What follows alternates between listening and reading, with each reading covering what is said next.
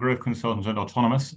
We are the world's leading Web3 incorporation specialist. We help all kinds of different projects set up across more than 17 different markets and jurisdictions.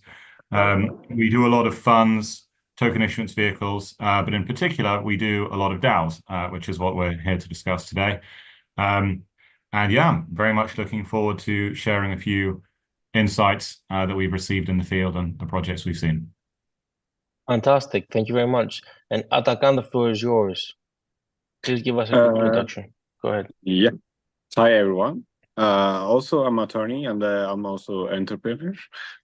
So we are developing legal AI systems for Web3 legal check, Web3 legal analyze to compliance with regulatory and governments and countries. Our law firm based on Turkey and UK and Dubai. We are also interested with blockchain and e-commerce and the startups. So we are giving our knowledge to, and we are sharing our knowledge to every entrepreneur. So today we will explain how you comply with legal issues for Web3 and something else. And thank you for this invitation. Fantastic. Thank you all for joining, and I think it's going to be a great discussion. So let's start from a very simple question, which is not really simple.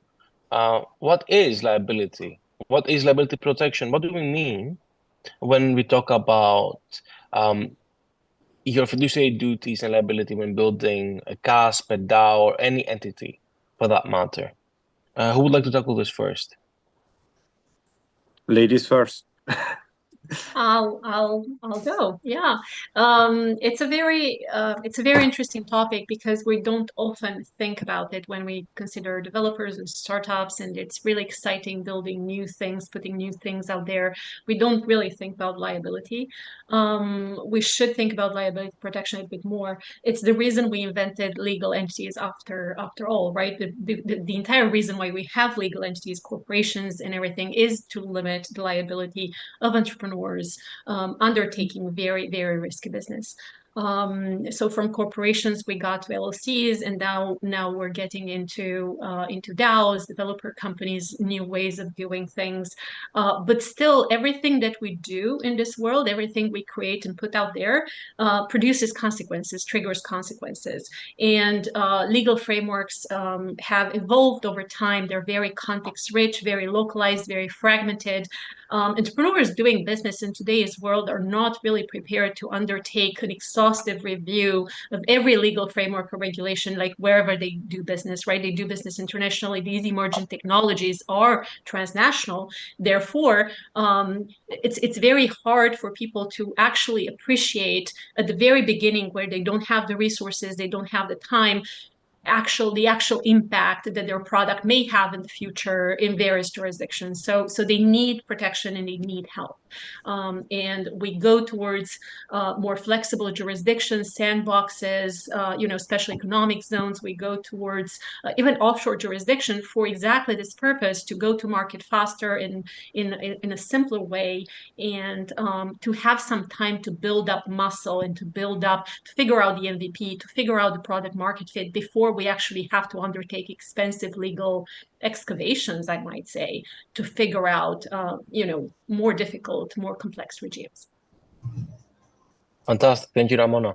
I want to give the floor to you, Atakan. I would love to learn your thoughts on this. I think Ramona did a very good job describing liability, but is there anything else you'd like to add? Actually, I think liability is accused with if you are compliant, and if you are doing your legal audits, if you are care about legal frameworks, I think you don't have any liability, but you didn't do anything about the compliance and the compliance. So you have to across your liabilities.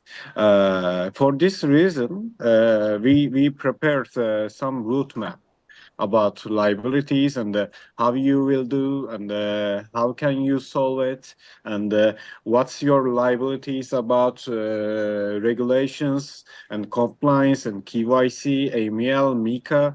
Actually, there are a lot of liabilities for Web3 projects, but it depends on countries and depends on, for example, MiCA and ESMA authorities or part of Europe. But we can say some rules and some roadmaps about compliance. For example, you have to carry your trademark, you have to carry your white paper, you have to care of your legal team and the legal audit and something else. Today we will talk about this. I think ASAP liabilities means I think compliance with regulatory. If you are compliant, no liability. If you are not fit with your target country's regulation, you have to care about your liabilities. If you did everything, you don't think about liabilities. But every Web3 project have to care legal roadmap and the legal frameworks. I'm with Ramana. Fantastic. Thank you very much. And James, do you want to add anything else on this? Yeah, absolutely. I mean, I think I suppose there's multiple different answers. I think Ramona was right to kind of flag, you know, in a sense, these aren't new questions. What we're seeing at the moment is the same questions that were applied to emerging corporate forms for 300, 400 years ago when their modern variants first emerged in England and in Holland in particular. You know, what's a group of traders to do? They need to share their assets, pool their risk. What happens if something goes wrong? How does someone else sue them? How do they be sued? How do they be a legal personality? All of these like fundamental things have been reborn right now. And, you know, it's not trivial. There is a sense sometimes in the Web3 community that it's best just to build and get on with it. And indeed, in many respects, that is just a good thing to do. But if one isn't careful and if one is unlucky, you can be completely screwed. You can have your exciting project, maybe it grew a little bit quicker than you meant. You're trying to keep up, and then next thing you know, someone somewhere has lost a lot of money, and you know you could be all held jointly and severally liable for something that goes wrong, even if you're just a token holder. You know, let alone someone who is actually a builder. So there's a great scope for catastrophe, depending upon the thing you're doing. And it really is important to think through it, even if that thinking through it is just to be like, well, we'll deal with it in 2 months' time. You got to have some kind of strategy. Otherwise, you know, problems arise. So yeah, I'm looking forward to discussions. There's a lot of different angles to approach this from, and I think it's a live and important issue. Fantastic. A great scope of catastrophe. Spoken like a true lawyer. So there are a lot of things to discuss about this great plane of potential catastrophes, and we did talk about them in on our private discussions before. But when we talk about liability, we talk about many different types of compliance metrics that people need to comply to. Some of them more important than others. Some of them more visible than others. So what does that entail? What does a founder need to know and keep in mind to ensure that he is compliant to the rules that exist and that he shields himself and his entity from liability?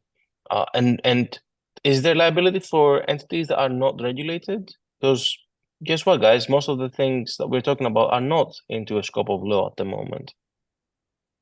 Oh, it's depend on countries. Some countries have a lot of liabilities about crypto funders, but some countries don't interesting with Web3 and the Web3's funders. But ASAP, I think if I start with this topic, I think every crypto or Web3 funders have to know roadmap and the legal compliance strategy For example, if any client come to us, we are doing analysis. Firstly, what's your target? What's your focus countries? What's your potential customers? What's your target, and what you want to do? First thing, and after this, when they give to every knowledge to us, we are doing analysis. For example, I'm Turkish.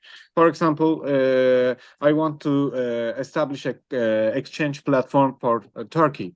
Okay, we are analyzing every rules, every regulations, every main regulations and the side regulations. For example, Turkey, capital markets main regulation, but you have to care about customer protection data, customer data protection. You have to comply with e-commerce. You have to comply with transparency.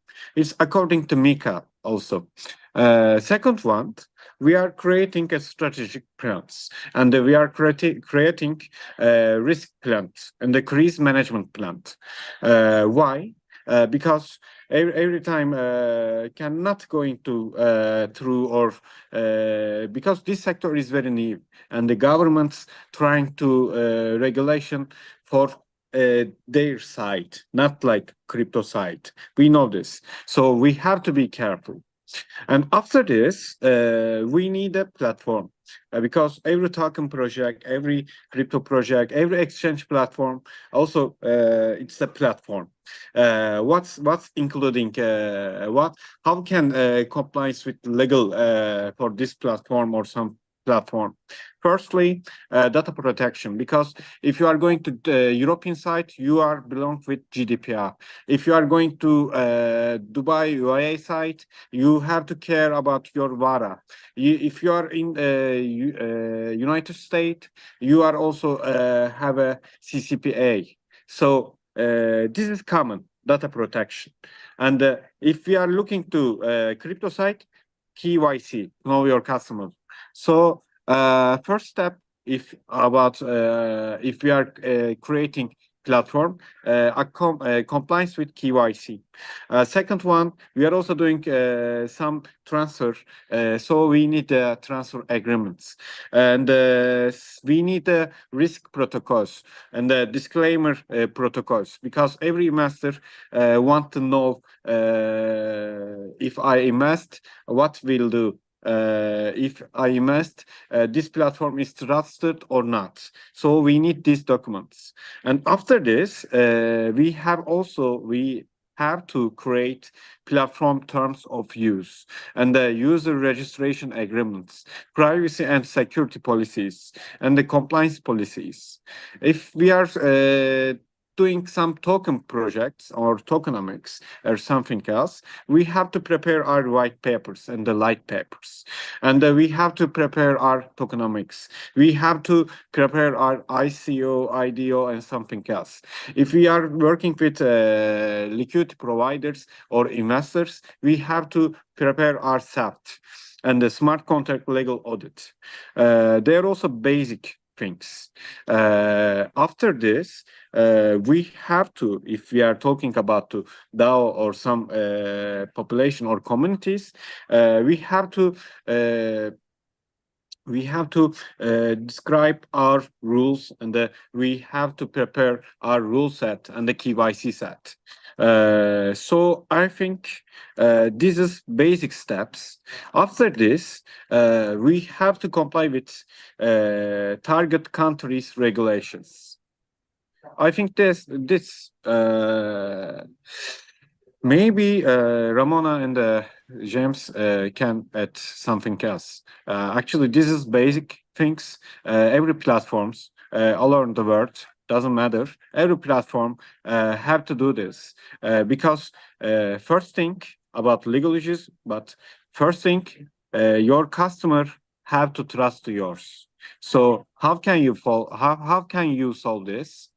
Transparency, data protection, and compliance with legal, instrumental, and the frameworks.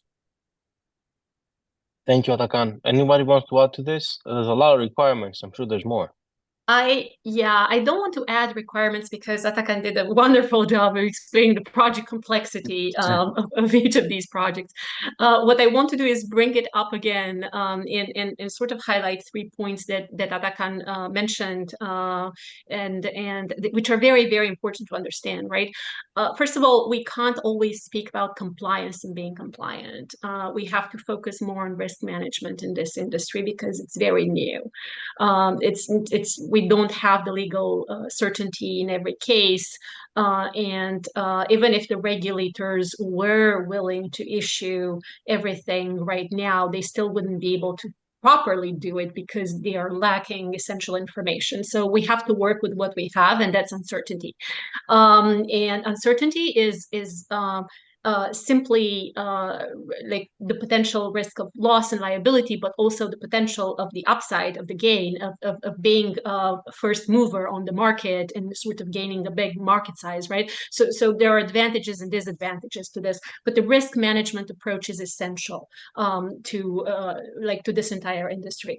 Second point I want to make is that this is one of the reasons why we set up, my firm, Ixian, we set it up as a hybrid combination of law management and legal engineering, specifically because what we discovered and we're increasingly frustrated by is that lawyers in law practice are fragmented. Like this country does this and this country does this, and I can only advise you on this specialism in this country, etc. But clients need a higher perspective. They can't always hire a general counsel of their own to map out every potential country, jurisdiction, and everything. So with technology, we want to build sort of supranational frameworks and products and to map out these areas. It's like projects nowadays, startups have problems which multinational companies used to have, but obviously multinational companies had much greater resources to allocate to lawyers in various countries, right? Well, startups do not. So this is another very important point. We do need to collaborate and have higher perspective, and like this is one of the reasons why I like this conference so much. And I'm very grateful to be here and on this panel and have this discussion. And what you are doing is very important because it creates this context and creates this information worldwide. The last point I want to make is that sometimes people go to market fast because they need to validate their MVP, right? They cannot really afford to go to engage in a regulatory process and get registration before they know if this will work for them or not, right? So this is why sandboxes are important. And we hope to have more sandboxes, more special regimes, and to actually make them work. So to allow people to experiment freely. This is an industry where we're seeing builders build infrastructure, right? They're building infrastructure. They're not building businesses that deliver services in the old way. So it's very hard for regulators to grasp. This is why having this partnership, this dialogue in these sandboxes is super important. Thank you very much for that. James, do you want to add anything to this discussion? I'm sure you have an interesting perspective from the DAO and DeFi side, right? Because there's many different angles one could come in, but I think I might go back almost to the question that you said right at the beginning of this, Xenophon, which was about the kind of the entity. What do the entity need to consider? And if I may say, you're presuming the answer to the question. Of course, a lot of DAOs can be completely without entities. You know, you can just do it free solo, as we sometimes call it on our literature, online and digitally. It's just, and that actually can work for some use cases. You know, if you're doing certain kinds of activities and you never need to touch fiat, you know, the question is the calculation of risk. Are you thinking about what your project is, what you're going to do, and what the costs and the benefits are? And that's really what we'd urge people to look at. Beyond that, I mean, really, there is a whole range of different ways that projects can be structured in light of your needs, in light of your risks. There are all kinds of different entities now, different ways of wrapping the DAO in order to give it the three things that you really, you know, it really needs to have. If you want it to connect with the real world, you know, legal personality, limited liability, And then, ideally also to get more practical things like bank accounts. There's all kinds of different ways that this can be done. The important thing, as both said, is to actually make sure that you're getting the right international advice or kind of access to the international advice in a way that was previously only reserved for global mega corporations, but obviously small startups today, they can have it, they need to have it. And that's ultimately why a firm like us and Autonomous exists, because we enable people to rapidly access resources and advice and structures all around the world. But yeah, I think, it's a complex and knotty space, but it always comes back down to, what is it you're trying to build? Where is it you want to go? And what are you prepared to risk? So it's case by case scenario, always, from what I understand. There are some patterns that seem to endure across multiple things, but each case has its own particularities. Got it. Okay, so when Atakan was speaking, we heard a lot about what you need to have in your terms and conditions, right? You need to have data protection, you need to have securities, compliance if you're doing securities, KYC, AML. Yeah. Before I move to the main topic that we have afterwards, can you please tell us a bit more about AML law and how that has impacted entrepreneurs thus far? Yeah. We mentioned Tornado Cash specifically. I want to open up this to everyone. What happened there? Because did they touch fiat? I don't think they did, but they still were liable. Well, I might be wrong. So I want to open up the floor for everyone to discuss this. Yeah. Firstly, I want to add about maybe legal structure for DAOs. Firstly, they have to care about legal definition and establishment, because every country some countries apply about DAOs, but some countries not allowed. Secondly, contracts and the smart contracts is very important. Thirdly, membership structure and the participation. It's very important. If, for example, when they joining some investment platform, because DAO also move with how can I say, move with all in or not in. Every DAO's member have to, if they apply to any applicant, they have to know everything. It's about the transparency and the taxation and the financial liabilities is very important about DAOs. And also, what's next? Data security, and what's next? Everything's have to be legal. If we want to everything's have to be legal, we have to comply with some rules. For example, AML, anti-money laundering. AML also including some rules about every rules according with some principles. What's these principles? Firstly, I don't wanna black money. It's, for example, terrorism funds rising and something else. I don't want to do this. And secondly, these principles saying, if you are doing some job, this job not including with hacking and cyber and not illegal money. And third parties, including some issues. If you are sending or if you are transferring some money, it has to be transparent, and it has to be legal search, and after going to legal search. It's about this. And AML also providing from European legal side.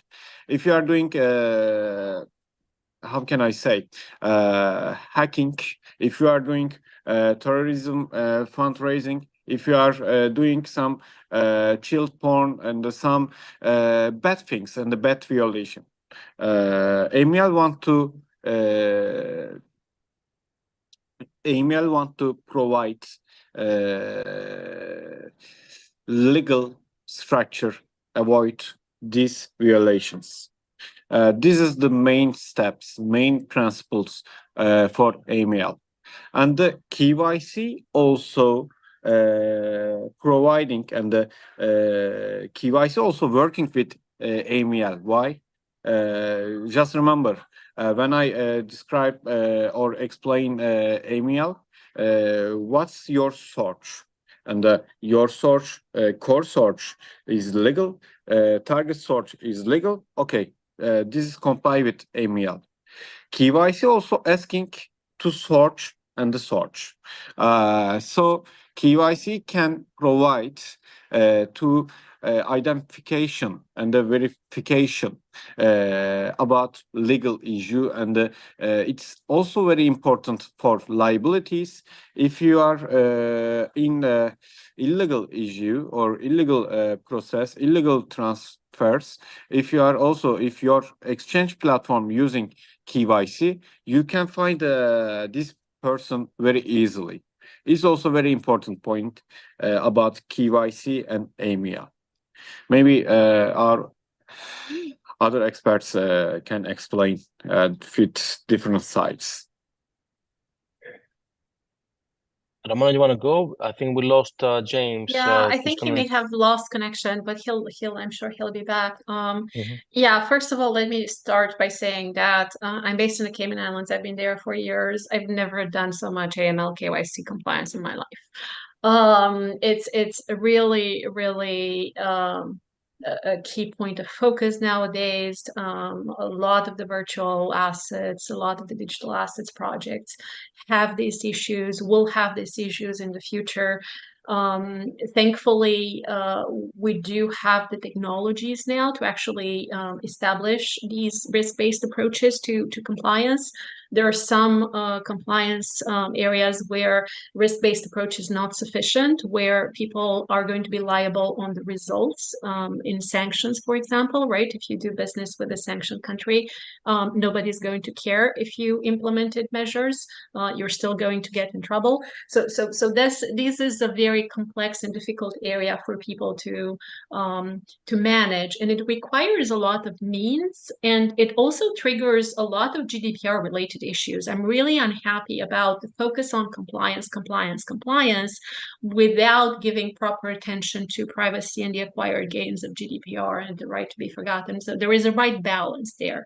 And personally, what I would like to see, what we do generally for projects and developers, and I personally blame lawyers for this, to be honest. I am a lawyer, but I personally blame lawyers for this. Because lawyers are risk averse, we tend to push this on a lot of our clients in terms of like, oh, you should comply with this because there's risk, right? And you want to reduce and minimize your risk. The issue is sometimes that they will comply with one thing and get in breach for another thing.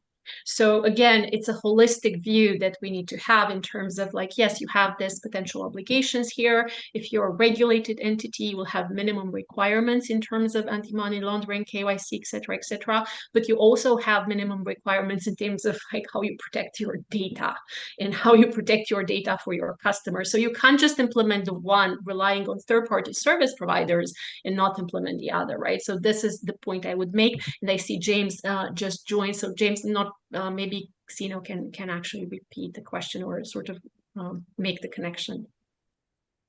So we did talk about what you need to comply with all of these things and the national laws. That was the question. But I want to. We only have like 6 more minutes in this call, right? So I want to turn it in a little bit, right? I want to get James's feedback on this before we end the call, and I'm going a bit off script now. Okay, I am a developer. Okay, yeah. I want to create an application that trades my favorite meme coins. I want to trade my Harry Potter, Obama Sonic 10 Inu, that's a real meme coin, with my Cat in a Dog's World meme coin. I have a very small team, just probably myself and a couple of my friends that want to make some nice memes and have some fun in the crypto world.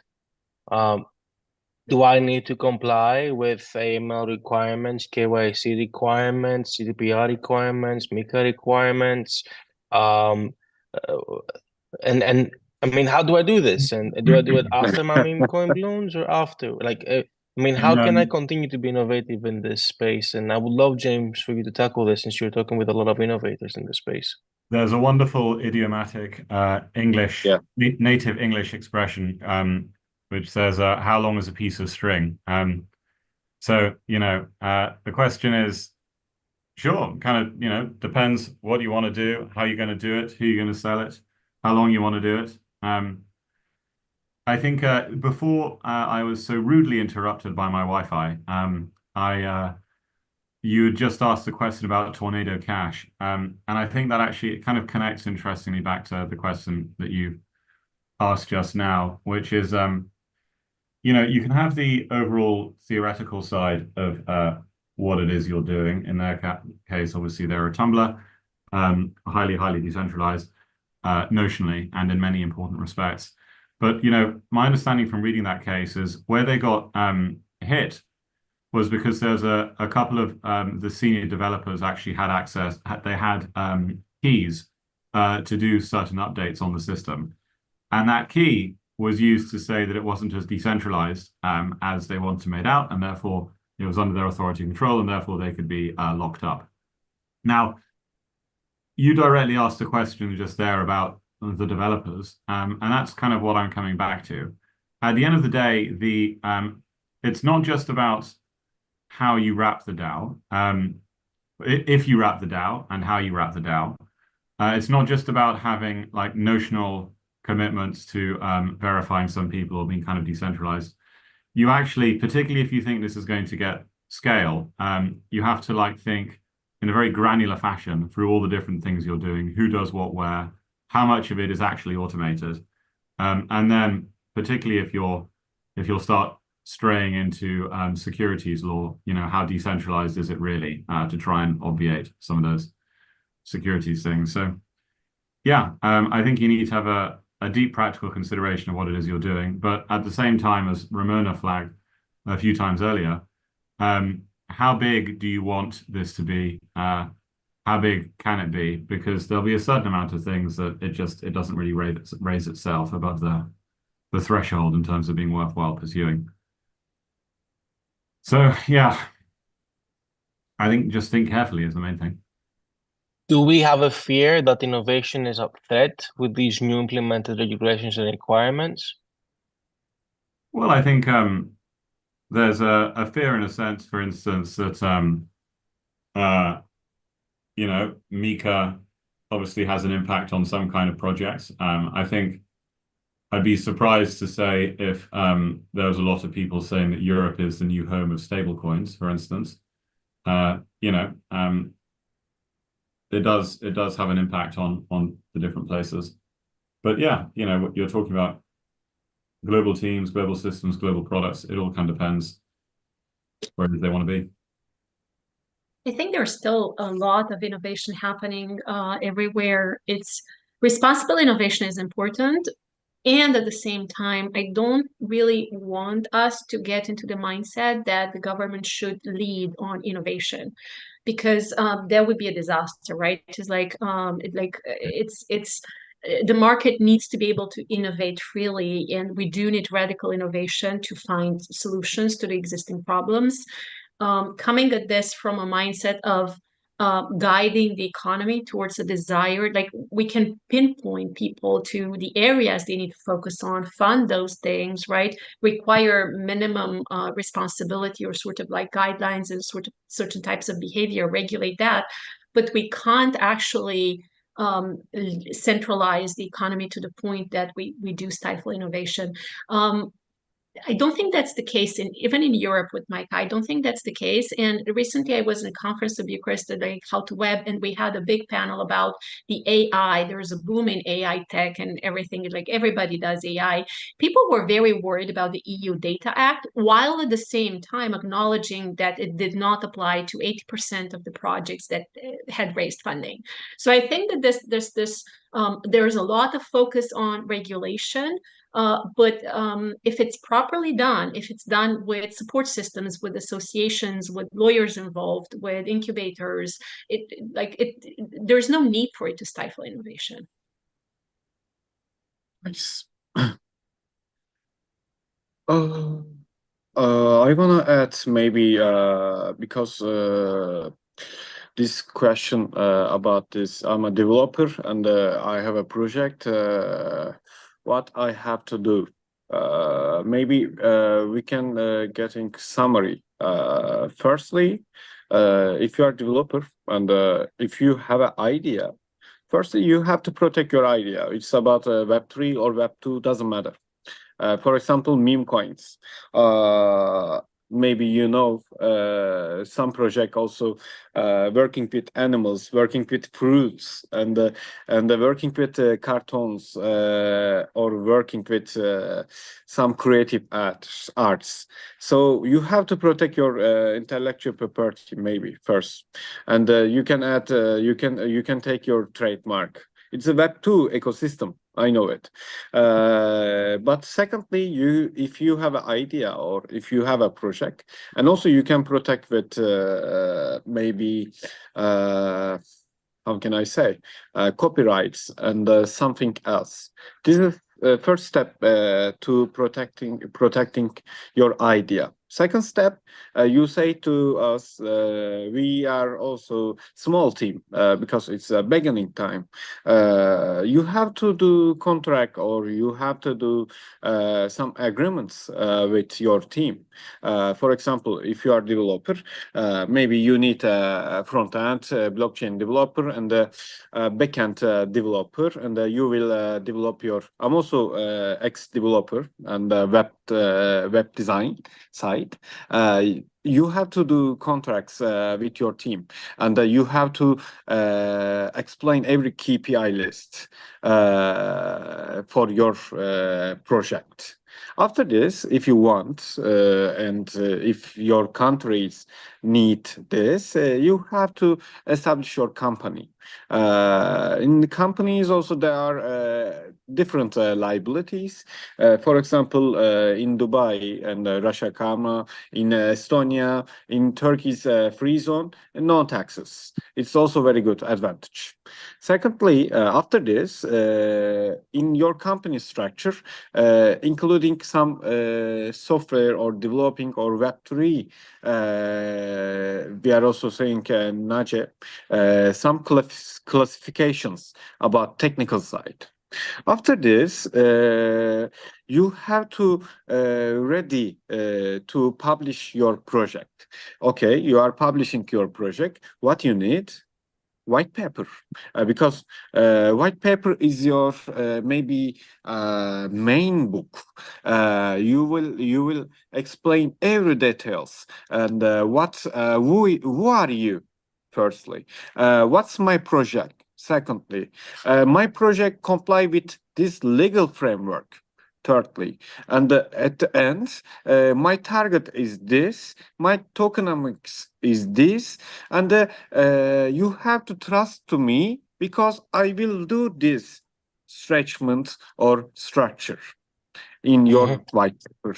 Maybe you can prepare your, please. Atakan, thank you very much for that. Yeah. I think that was a great summary to end it. Thank you to you, thank you to James and to Ramona for joining this panel and discussion. There's still unknowns from what I understand. There's still hurdles for innovations and entrepreneurs, but talking to people like you will help them ensure that their entity is properly positioned to deal with what's coming next for their liability. And with that, I am happy to present the floor to Irina Gorbach of Crystal. Would love to get her on spotlight. Irina, are you ready? Are you with us? Again, Ramona, James, and Atakan, thank you for this discussion. Yes, thank you. Everyone. Bye-bye. Bye-bye. Irina, are you with us? Yeah. Fantastic. Welcome. So Irina, I'm going to give you the floor in just a second. I just want to put you on spotlight. And fantastic. So Irina is here to talk about illicit activities within finance and how to track and measure them. Irina, I would love for you to give us a quick introduction. Let me know whenever you're ready, and the floor will be yours.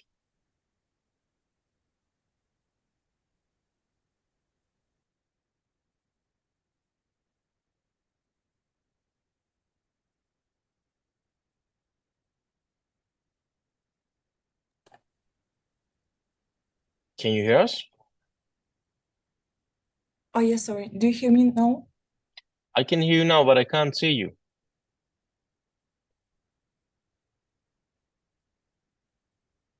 Yeah, I'm afraid I need to keep my video switched off.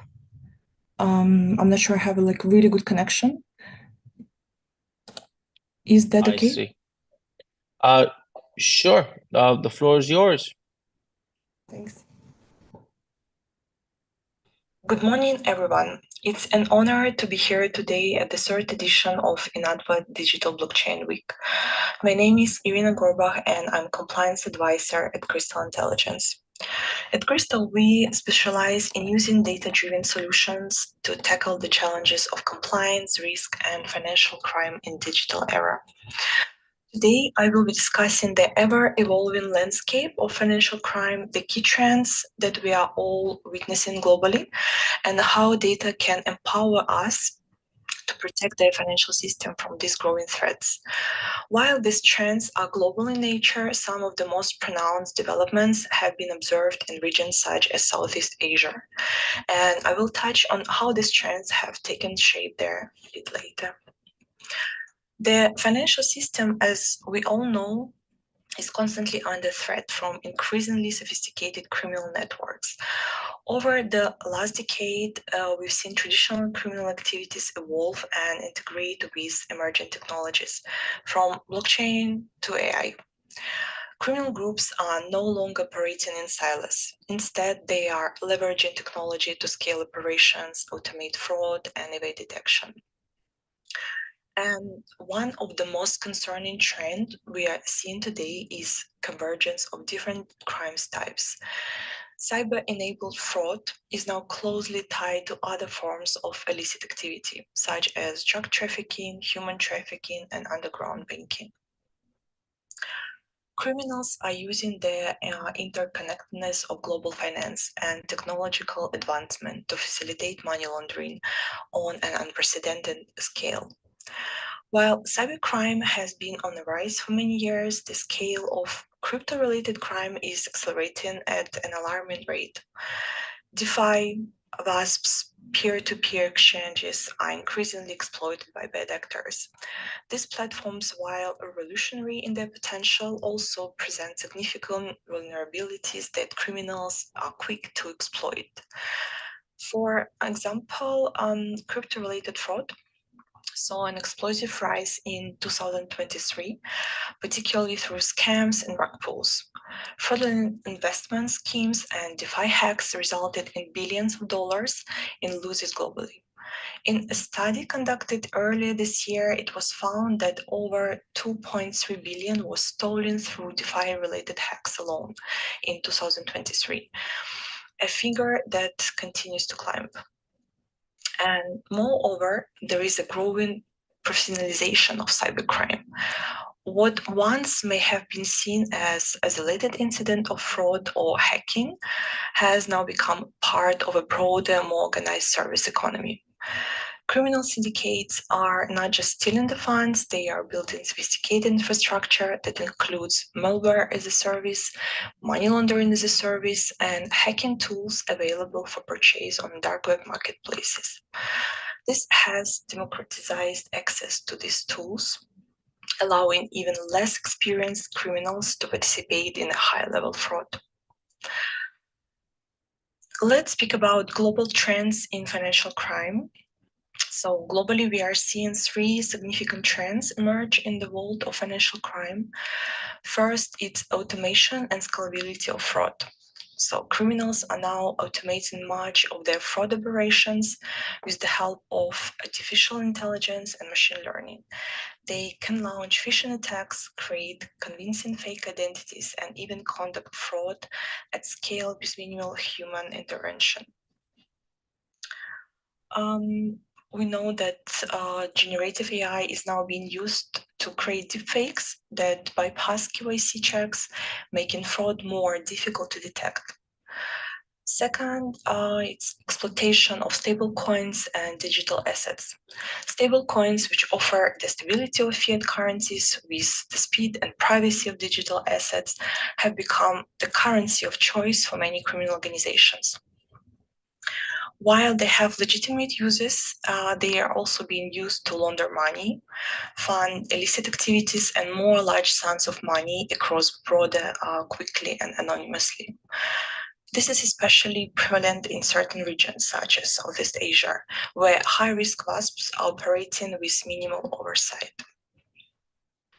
And third, underground banking and virtual as a service providers. High-risk WASPs are often exploited by criminal groups to facilitate cross-border money laundering. These platforms, particularly those with weak compliance measures, are being used to convert illicit gains into cryptocurrency and then back into fiat, making it harder for regulators and law enforcement to track these transactions.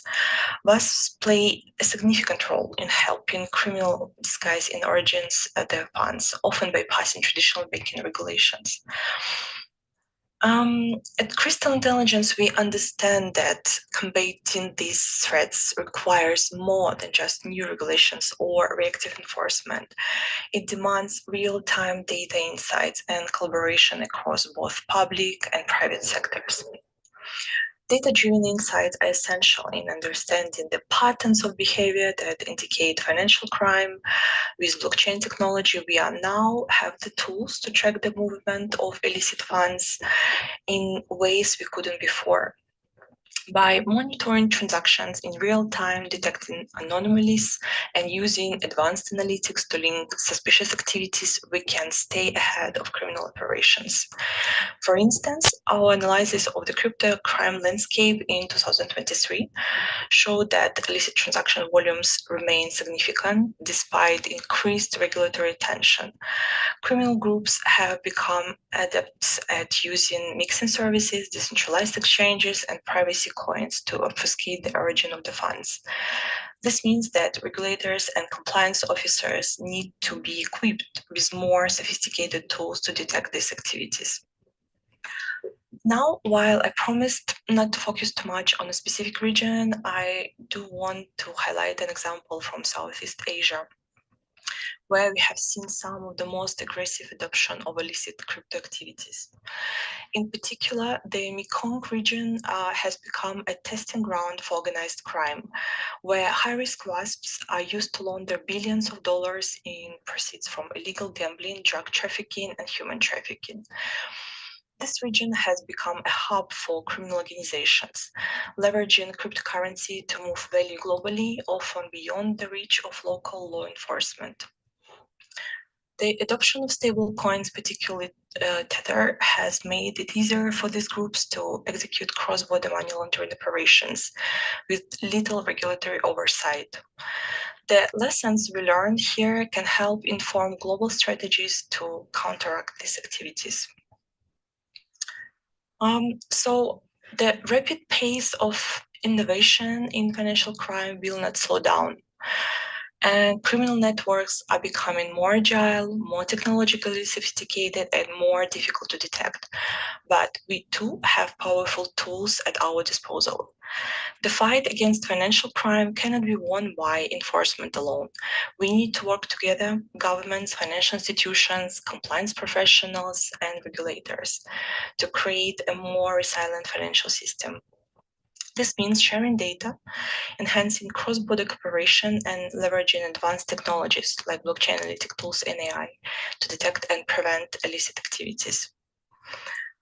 By working together, we can build a more secure and transparent financial ecosystem, and one that protects individuals and businesses from the ever-evolving threat of financial crime. Thank you for your attention today, and I look forward to any questions or discussions on how we can further strengthen our collective efforts in.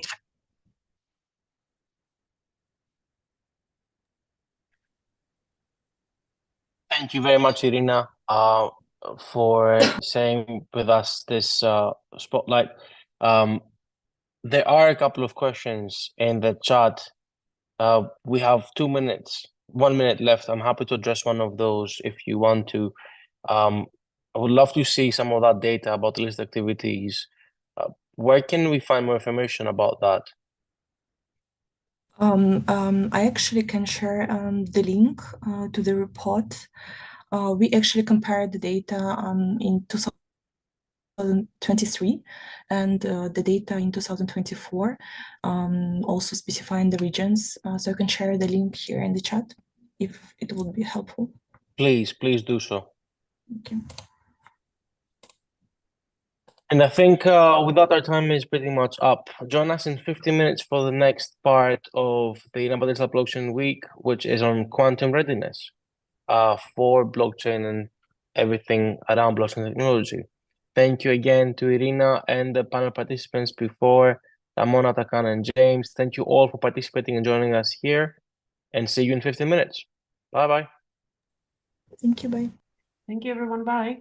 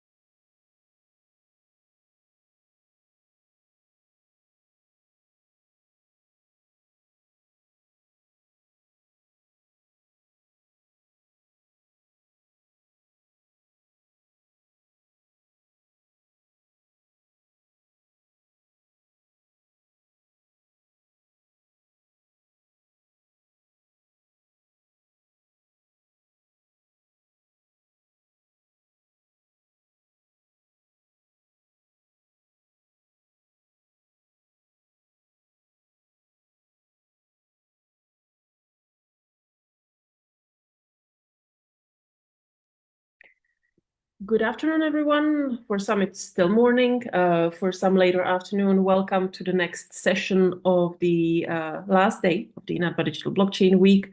I'm very happy to be here with our next speaker. Before that, I just want to say a few house rules. As always, please stay muted when our speaker is talking, but please feel free to ask questions in the chat function.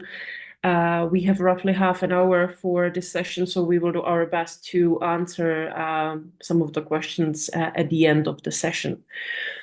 Without any further ado, I want to give the floor now to Mr. David Arroyo Gardeño, who is a member of the INATBA Academic Advisory Board, and he will give us a presentation and keynote on the topic of quantum readiness, so how the blockchain ecosystem is prepared for the next big thing. David, can I please give the floor to you and welcome. We're very happy to have you here. Okay. Thank you very much for giving me the opportunity to share part of our work in this very field of the quantum transition in the ecosystem of DLTs. And yeah, I'm going to try to summarize the main outlines of the most relevant challenges we have to face when dealing with this sort of transition from pre-quantic cryptography to post-quantum primitives. And David, sorry, just to interject, right now we can see 3 slides on the screen. So we cannot see just one slide. Can you maybe stop sharing and start by sharing again? It was okay. Maybe I was sharing another screen. Let me. No worries. It's just we want to actually be able to read. It was very small on the. Now? Perfect. That works. Thank you so much. Okay. So the what I'm going to describe is very connected to the ongoing project we have in our research group. I am the principal investigator of the research group in cybersecurity and privacy protection in the Spanish National Research Council. And we have been dealing along these last years with the implementation of open hardware solutions for dealing with security protocols and security solutions. And now we are also dealing with the concrete quantum transition from the legacy system to new paradigms and systems. And also we are working in the context of the QCDI project. We are working in the implementation of digital twins and how to protect data extraction in order to properly store all this information inside data lakes without any kind of problem as a result of information intercepted in public channels. And we have just started another project from September that is going to be focused in cyber threat intelligence, and there again all the matters related to DLTs, distributed ledger technologies, and cryptographic means are of major relevance because we need to develop proper trust data sharing schemes. So what I'm going to underline is more or less part of the work we have been doing in those projects, and some of the challenges we want to properly face. The main problems that are associated to quantum computing are the result of 2 major contributions. One from Shor, written in 1997. This is the called Shor algorithm that proves that in case you have the capability of conducting quantum computations, you can properly conduct the factorization of big numbers. If you are able to do so, it means that classic public cryptography is not secure. This is more or less the most relevant impact of this result. The other major result, for sure, there are plenty of more results, but we are not going to cover all these different contributions because we want just to underline the major problems. The other major work is the one by Grover. In this case, Grover shows that if you have the capability of conducting parallel computations by means of a quantum computer, you can conduct a brute force attack in a more feasible way. You can reduce the computational cost of conducting exhaustive search from cryptographic keys, password key, or any other piece of information that right now demands the use of very expensive computational means. We have been witnessing a lot of warnings about the implication of these two major results, but if we go into the details of the specific threats that we have to deal with in this very context right now, still public key cryptography can be considered secure, taking into account the current level of maturity of the different quantum computing approaches. Still, we are in the very beginning of the deployment of this menace, but we need to be prepared in case that some countries, some states, some company has the capability of achieving the proper implementation or stable quantum computers. And in this regard is very interesting. For example, this contribution by Thorsten Hafle. In this paper, the authors, they analyze the concrete and real and actual implications of the current state of quantum computers, and they establish that although there is a lot of activity and a lot of attention around the concept of quantum computing, still we are in the infancy of the proper implementation and the proper capability of leveraging this new technology. And we have to be very careful when we want to use a very complex approach, as it is a quantum computer, to problems that are not complex enough. There is no reason to use a quantum computer to solve operations that can be properly tackled, properly solved using either high performance computing or supercomputers. So in this paper, they underline, okay, these specific areas, they demand very powerful computation that cannot be addressed by means of supercomputers or high performance computing. In such cases is when you need to explore another computation paradigm, which is the case of quantum computing. So this is something that we tend to be victim of. When we discover a new technology, we want to apply this technology to everything. And every single piece of technology is adequate for a concrete problem and in a specific context. For example, regarding one of the possible implementation of quantum computing by simulated approaches using quantum annealing, for example, which is an approach in order to have something close to what could be a quantum computer. In that cases, we can apply this kind of new paradigm of computation, this new computation paradigm, to solve something that is also a very complex problem, which is the case of configuring a virtual network in order to determine what is the most efficient and effective way of routing the traffic. This is a non-polynomial problem from a general point of view, and it is required to have a high computational power in order to solve this matter in an efficient way. This paper is addressing this matter without having a quantum computer, but achieving a solution that is better than the ones obtained from conventional computational paradigms, let's say. There are plenty of different approaches to be considered when we want to have some new ways of parallelizing computation.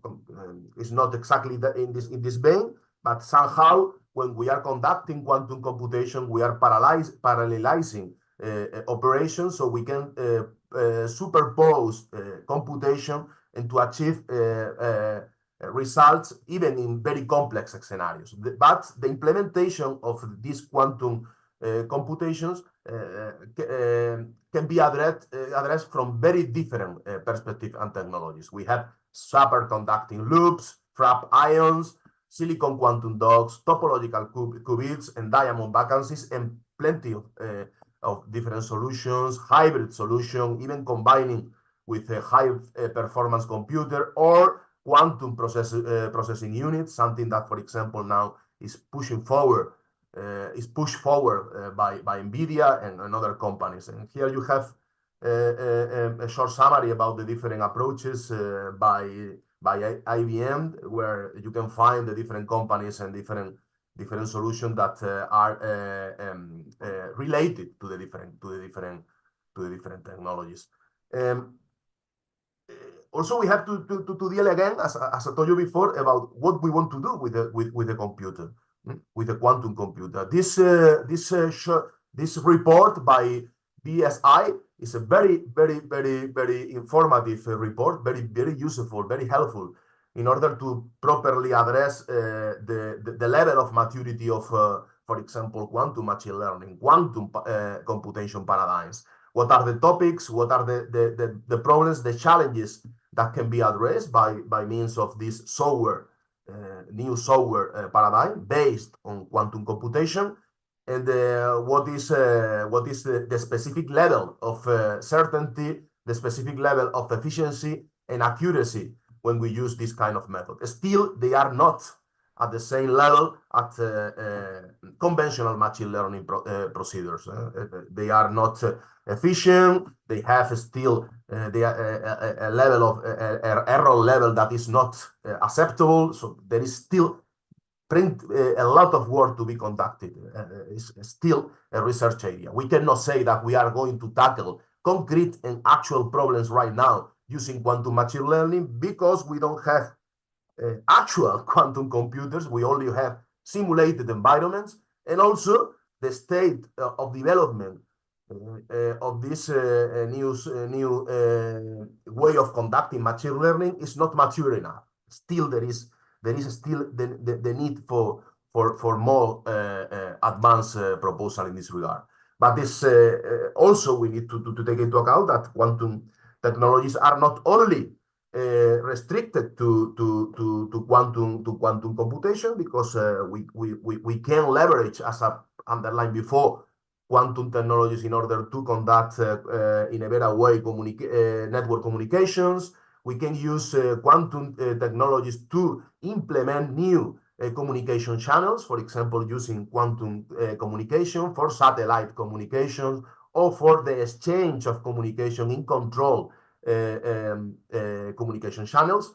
And also we have the quantum sensing technologies in order to have better sensors based on quantum properties.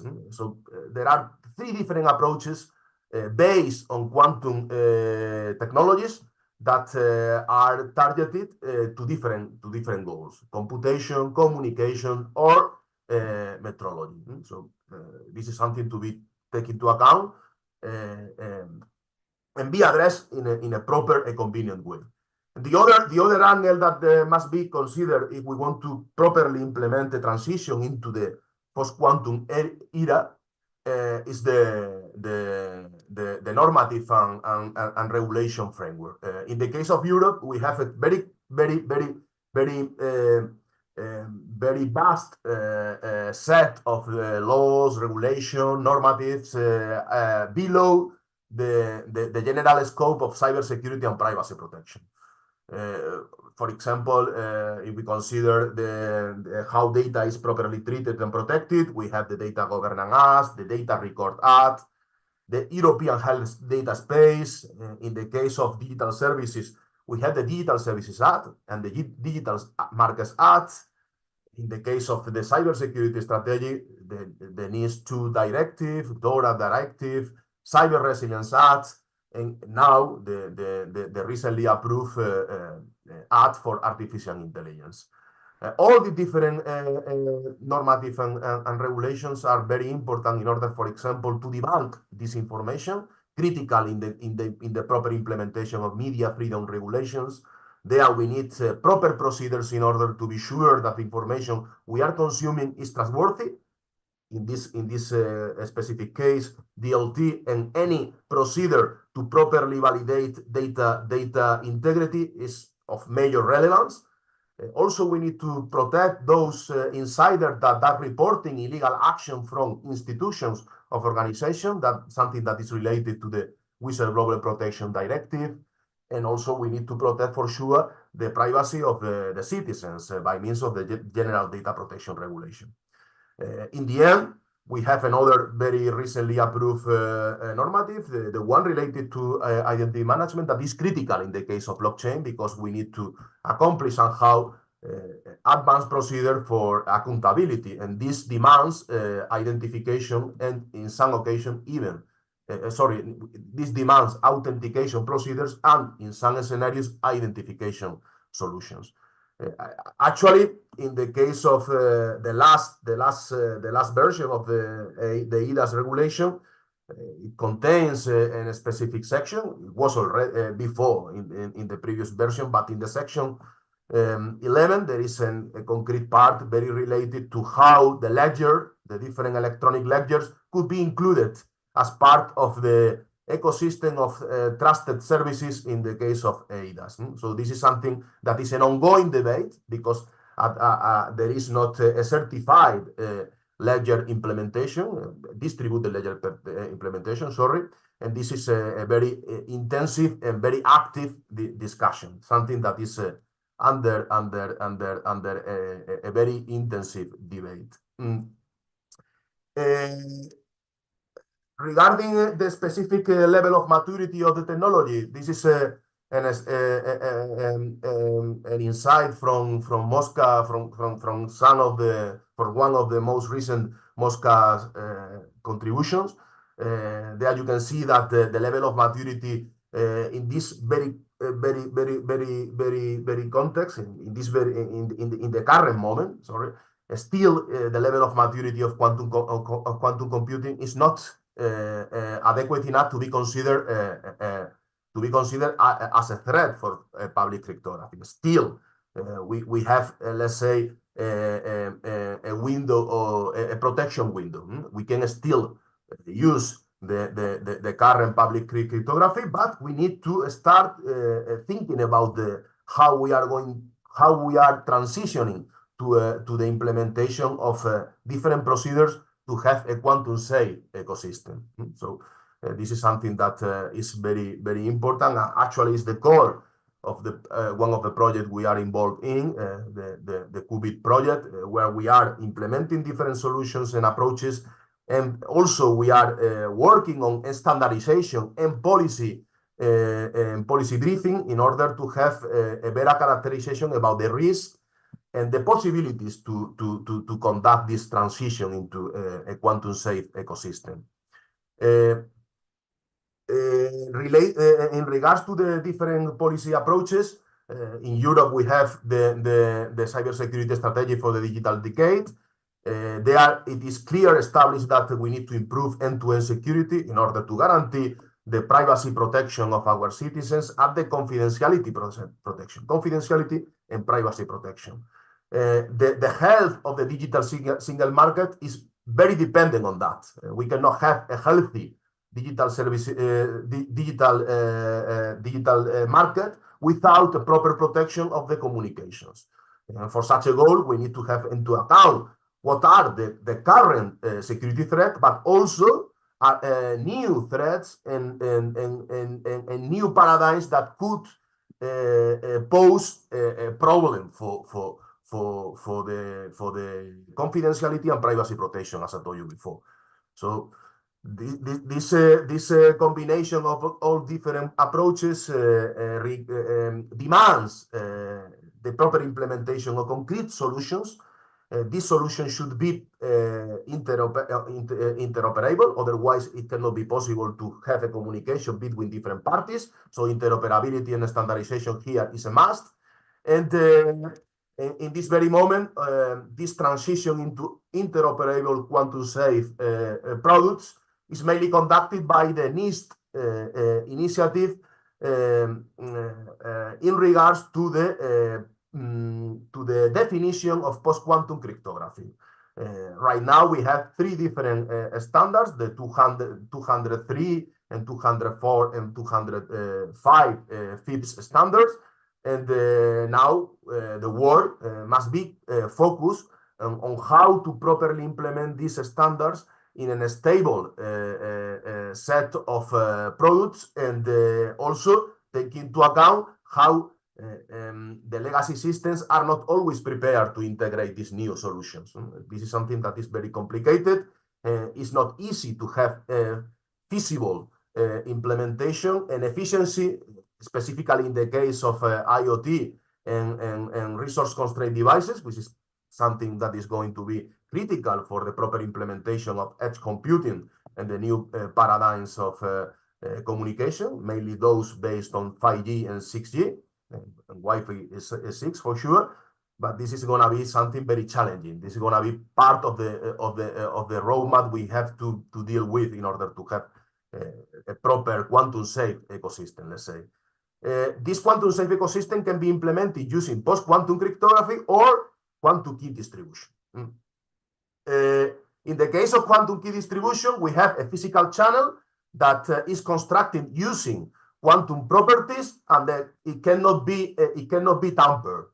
So if we are able to establish this kind of communication channel, we can exchange a cryptographic key, a symmetric cryptographic key between two parties, and from that moment, we can encrypt all the information, so we have a confidential channel. The problem is that the construction of this communication channel has a lot of security problems.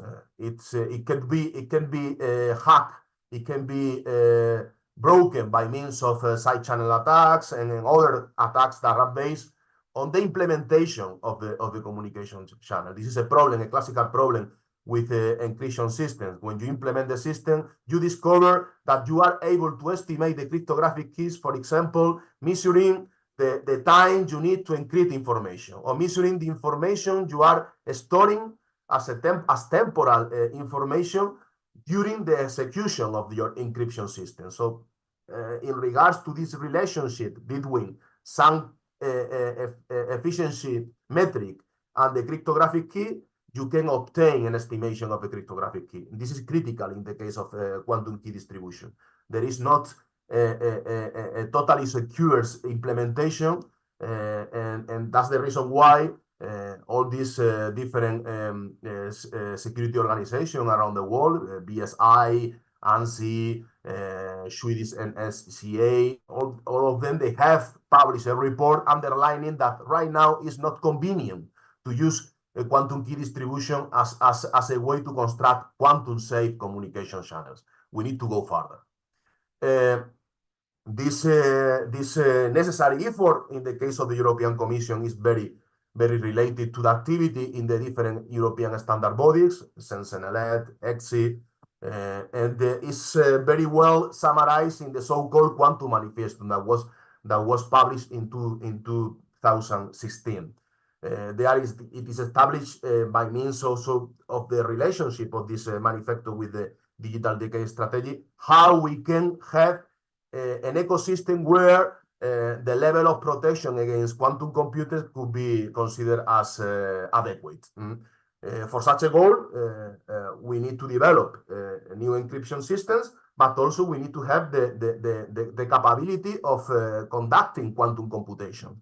That's the reason why, as part of the European Digital Decade Strategy, there is a concrete plan to have the first supercomputer with quantum acceleration in Europe. This is a concrete effort. And this concrete effort is very connected to the development at the European level of European hardware. If we want to have protection against those actors that are implementing very advanced technology, if finally the technology we are going to use in order to protect against this actor is the technology developed by these actors, we can have a problem, because we have a very complicated level of dependency. Actually, this is one of the major problems in Europe. We are technological dependent with respect to other third parties. So the European Chips Act is very focused on the deployment of concrete chips, European chips, and these European chips are very targeted at the development of high performance computing for Europe, and as a second stage, or combined with this stage, quantum computation centers in Europe. So this is a combined effort. We have the European Chips Act that is very focused on that regard. Okay, this is just another reference to the different legal and normative frameworks that are very connected to this matter. And artificial intelligence, for sure, is also very involved in the proper implementation of this new paradigm. We cannot think about new hardware without having in mind that this hardware is going to be mainly used by artificial intelligence applications. So this is going to be something that is going to be always very connected. Okay. Another very important concern that is going to be connected with general communication technologies, and specifically with blockchain, is the case of certification and product validation. So in regards to the NIS2 directive and the implementation of the Cyber Resilience Act, it is required to have a specific certification approach at the European level, which is very based on the well-known common criteria certification scheme, and it is required to have the legal and normative framework, but also the capabilities to conduct this kind of analysis. Okay. If we focus in the case of distributed ledger technology, the challenges we need to address mainly are based on how we replace public key cryptography by other means. Most of the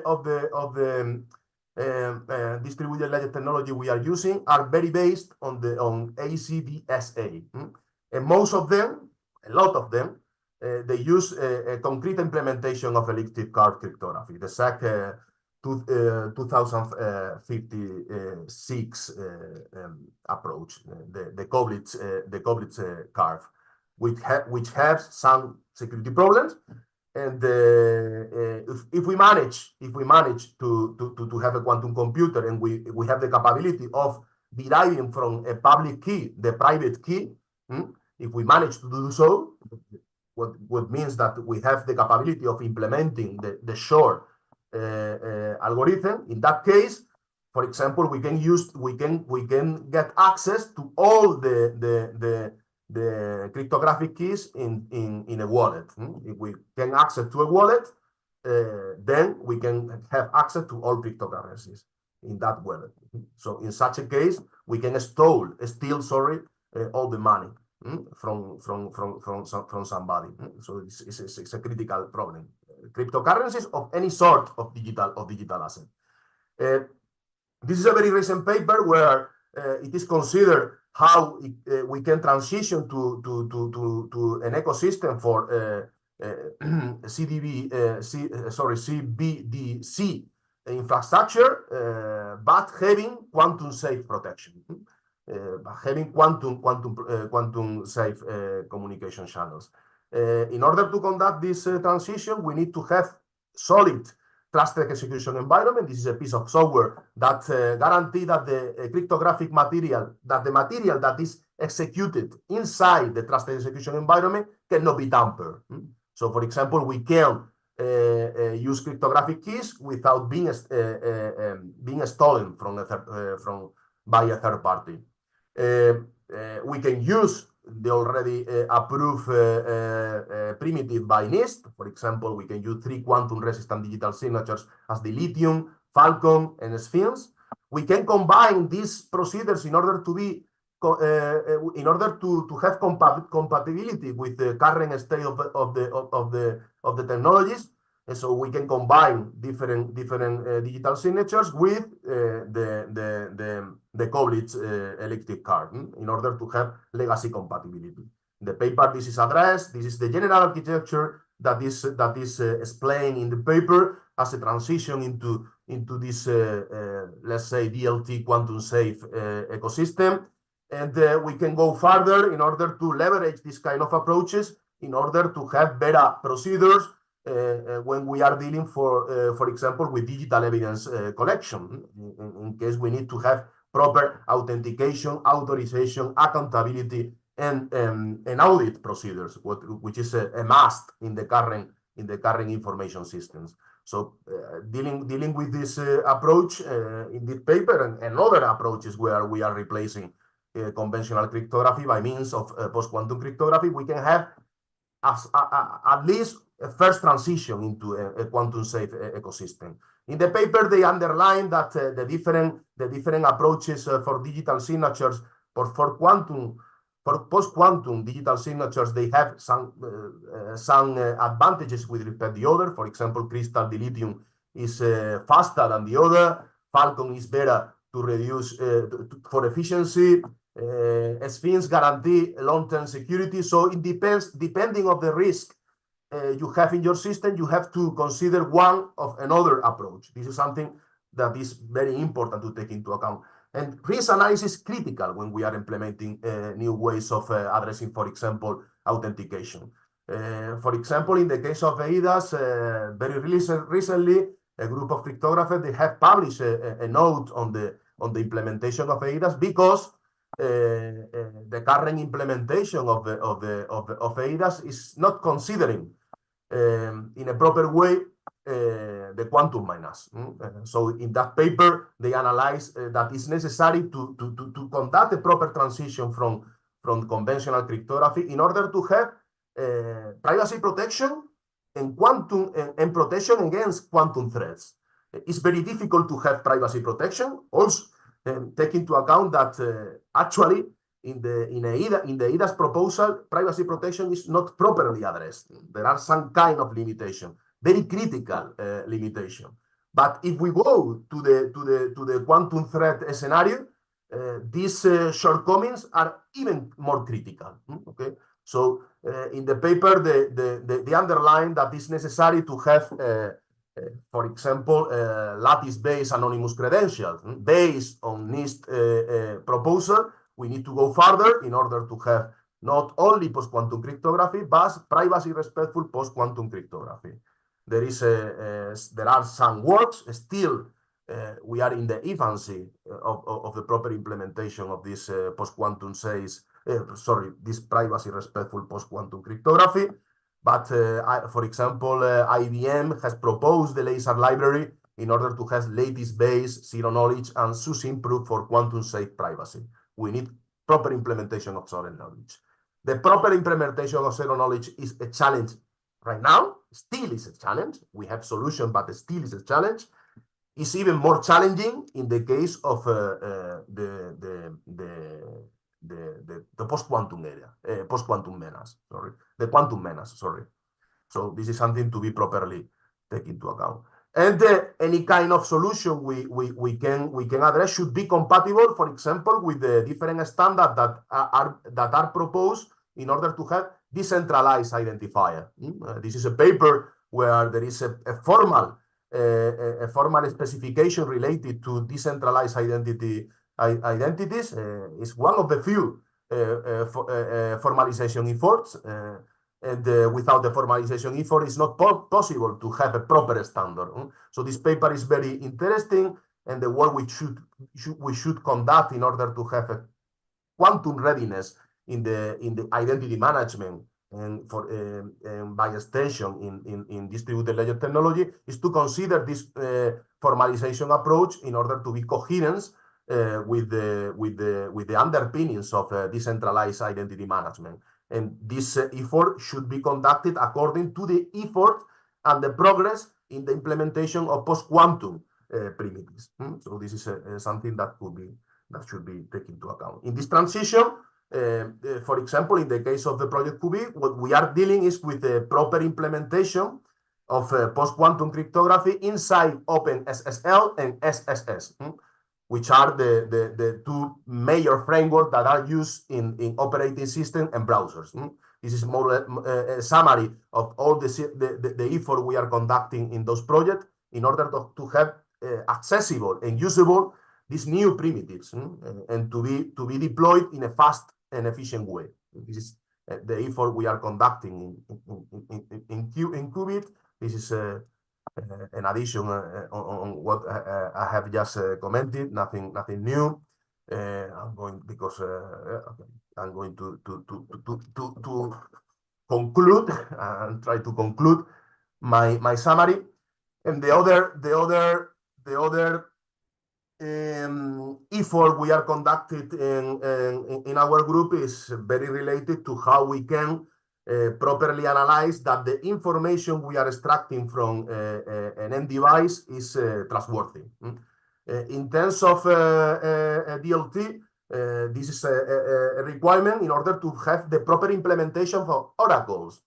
If we are putting information inside a blockchain of a DLT, but we are not sure about the reliability, the trustworthiness of this piece of data, we are going to have a problem, because we for sure nobody can modify the information we have in the DLT. It is possible to modify it, but it's difficult to modify it.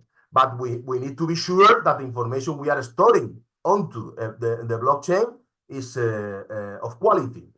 For such a goal, for example, we can leverage what is called remote attestation. We can verify that the device that executing code and extracting information from an environment is not tampered, is not being victim of some modification of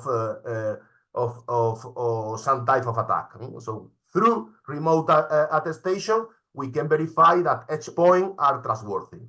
And but if we do so in remote attestation, what we do is to compute the digital signature of source code and data if this is required. The digital signature should be quantum resistant, as I told you before. So we need to implement the lithium, spins, wherever we consider. And then we need to construct a confidential and authenticated channel. For such a goal, again, we need to leverage post-quantum cryptography. So this is something we are addressing in this paper. We are analyzing first the different risks we have in our system, and we are implementing the concrete software libraries in order to conduct first remote attestation and then to construct the confidential and authenticated channel according to a quantum threat attack model. And all the information we are obtaining in this ecosystem for auditing and accountability is implementing upon DLT. Okay, so just to conclude, the different approaches I have tried to underline about the challenges, the different efforts that are already known, the different contributions are very dependent in the global legal and normative framework I described at the very beginning. But in the case of DLT, are very connected to the proper implementation to the General Data Protection Regulation, the proper implementation of the Digital Services Act, and the proper implementation of the Digital Markets Act. This proper implementation requires to be very careful about the underpinnings of the European Artificial Intelligence Act, the Data and Governance Acts, and the Data Act. And I forgot to include here something that is very critical in this very context, which is the implementation of the Cyber Resilience Act, which demands the change of a lot of different normatives and standards. More than 40 different standards should be properly modified in order to be coherent with the demands that are imposed by the global EU cybersecurity and data protection approach. And this is all from my side. If there is some question and I'm able to answer them, David, thank you so much. I'm almost afraid to ask a question because it will sound stupid because this was so broad and technical, and I would love for you to answer one or two of the questions that have been in the chat. But maybe just from my side to understand, do you think the quantum computing is a real threat right now, or are we still like years or decades away from this being a real threat? Or is it something that current blockchain applications, current blockchain companies already need to think about when they're creating the projects? Okay. Could you comment on that? Okay. I think one years and a half from now, last year, I think, there was a paper published by Peter Goodman from Australia underlining that somehow the quantum threat was like the headlamp threat, something that everybody is talking about, but still is not there. We are looking for the threat. We are investing a lot of resources, a lot of time, a lot of money and time on that, but the concrete threat is not there. This is true.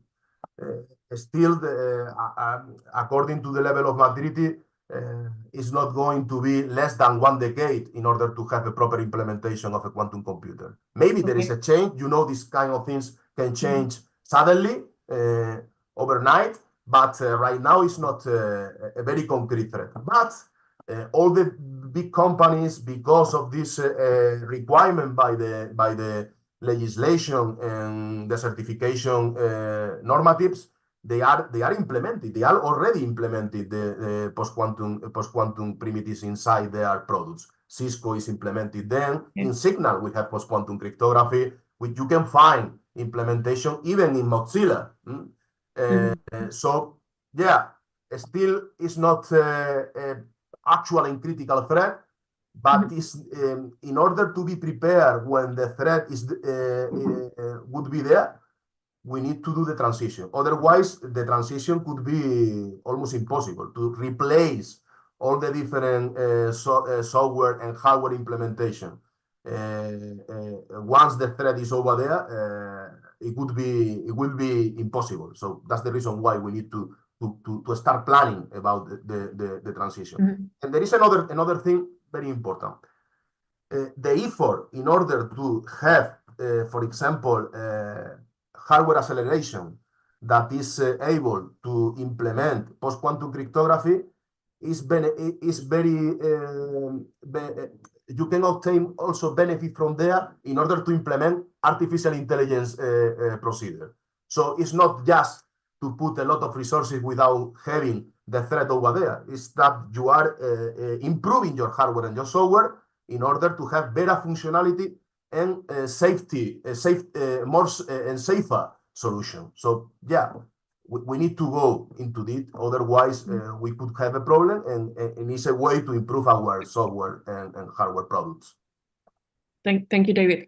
So there are a few questions that are fairly technical, for me, but I wonder if you would want to answer some of the questions in the chat. We have maybe just a few minutes, but do you want me to read them, or you prefer to look at them yourself? Okay. No, for example, in the context of short algorithm, how do you quantify the timeline for quantum computers to realistically break electric cars, and what factor might accelerate or delay this threat becoming practical? I use at the very beginning of the presentation the paper by Mosca. They have an estimation about the time. Let me show the timeline where we can have a threat. Was here. Sorry, because I don't know. It's here. Okay. So as you can see here, there is still a timeline where we cannot consider that a short algorithm is properly implemented in order to break electric car. Not less than 10 years. Being optimistic. So still, there is a lot of work to be done in order to have a proper implementation of short algorithm. It is possible to have a breakthrough, and it could be possible, for example, taking into account the different approaches using superconducting or ion trap approaches, it could be possible. But also take into account that there is a lot of effort about high-performance computing. High-performance computing is evolving in such a way that exhaustive search of information, which is the underlying need in order to break a cryptographic key, can be tackled in a faster way.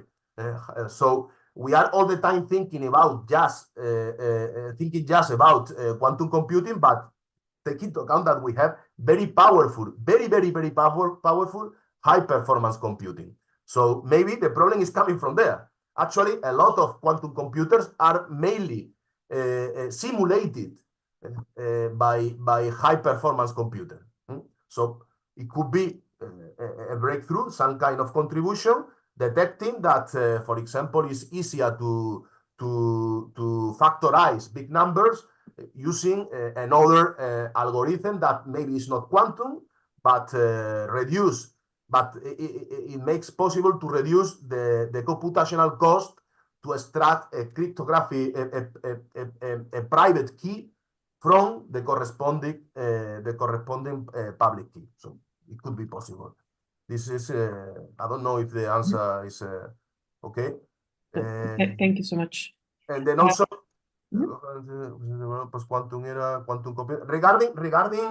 regarding the different consensus algorithms, and there are specific consensus algorithms that are quantum resistant. If you go into the details, for such a goal,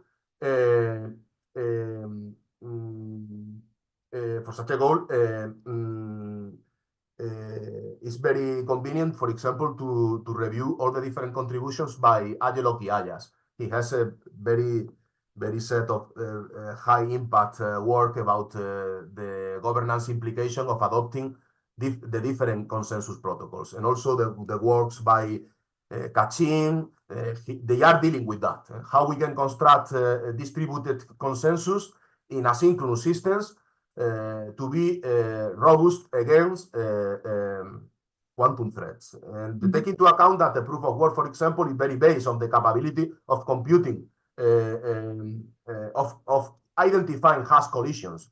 If you have quantum safe hash, it means that the protocol, it would be secure. But this is something that should be properly analyzed and conceptualized. Okay, so regarding that, there are different approaches. I don't know, do we have more time? Because thank you. I would say maybe one last question, and if that's possible, if someone wants to continue, having conversation with you over email, or if you're willing to share your contact details, okay. Potentially also the presentation, if we can later on share it with the participants of the blockchain week. Okay. To be contacted, but yeah, I will share with you my contact details. Yeah. Okay. I can answer the last question about the CBDCs. Yeah, there is a risk about adopting DLT technologies. Actually, for example, take into account the approach from Germany. They are not okay about adopting DLT without having a certified product.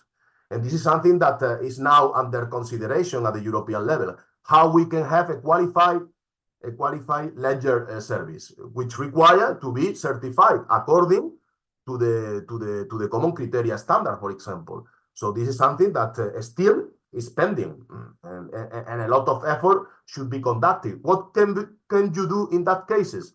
You can analyze the risk you are analyzing, and you are trying, and you will try to control the level of risk you can assume. This is the only one thing you can do. But for sure, it could be a problem in plenty of scenarios to use DLT technologies, even without a quantum computer. This is a risk. Yeah, it's clear. David, thank you so much for the presentation and for answering those questions. Thank you also to the audience for being here for this session. we will, of course, share the presentation with the audience, if that's fine with you, David. And I would like to invite the audience to join us for another session of the Digital Blockchain Week, which will look at the social impact, financial inclusion and transparency, climate action, and related topics. We will start in about an hour. So, David, thank you so much. And to the audience, enjoy the rest of your day, and I hope we will see you shortly. Thank you. It has been a David. pleasure. It has been a pleasure. Thank you very much. Thank you so much. Thank you. Bye. Bye, bye, bye.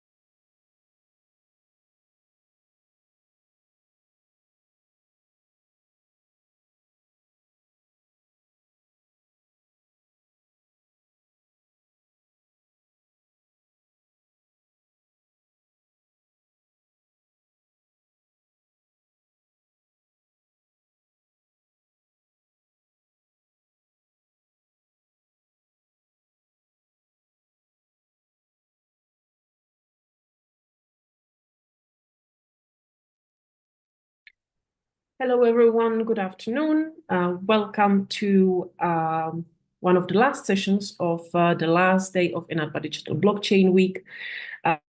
We're very happy to touch upon this topic, which is about blockchain for social impact and transparency, advancing financial inclusion, climate action, and sustainable development goals. We are also conducting this particular session in collaboration with the BC 100+ initiative, which is promoting blockchain technologies and their use cases that advance sustainable development goals. I'm very happy to introduce the moderator of today's session. However, at the beginning, I just wanted to point out a few house rules. As always, please note that we are recording the session. Please also stay muted if you're not talking, so that we don't have any background noise. Feel free to ask questions in the chat function. If there is time during the session, we will do our best to answer the questions. Feel free to also state for which speaker that question is intended. So without any further ado, I would actually like to give the floor to the moderator, Samuel Lee, who is the co-chair of INATBA's Social Impact and Sustainability Working Group. He's also representing an INATBA member, the world in 2050. Samuel, can I give the floor to you? And thank you so much for being here. Thank you, Bara. Thank you all for joining today's session on social impact. I'm very excited because we have a very interesting mix of distinguished speakers in the intersection of blockchain and sustainability. Our session will start with presentations from each speakers, followed by a Q&A session. By order of presentation, let me introduce each. First, we have Gabriela Chang, CSO and co-founder of EthiCub. Adri Wishman from Multiknip, founder of Multiknip, and then Evan Kong, technical director of CAD Trust, Juan Manuel Gomez Lopez, technical ambassador of ICP Colombia, and Ms. Concha Verdugo Yepes from IMF. She's a senior economist. She won't be able to join the Q&A session. Without further ado, I will let me ask Gabriela Chang with her presentation. Thank you very much. I'm very happy to be part of this panel to talk about what the technology should be used for. We're talking about an amazing tool to bring huge changes, but we need to ground them into solutions. So at EthiHub, we are focusing on solving financial exclusion because the consequences are social, economic, and environmental. A lot of people is not aware that a quarter of the world population is excluded from the financial system, and most of them are farmers producing our food. So this brings poverty, migration, deforestation, a lot of problems that affect us all. So what we did is to connect the blockchain with the economy of the unbanked farmers. And we did this by building a crowdlending platform that works on smart contracts, so we don't need a financial intermediary, which on the other side do not serve this huge market, which is almost 1 trillion untapped market. So we build a crowdlending platform to make arbitrage between complementary economic regions, so generating share value among all the participants. And to complement this lending that is invested into productive activities, because it's well known that microfinance in a way solve problems and in the other way increase debt. So all the lending in EthiHub is focused on productive activities of the farmers.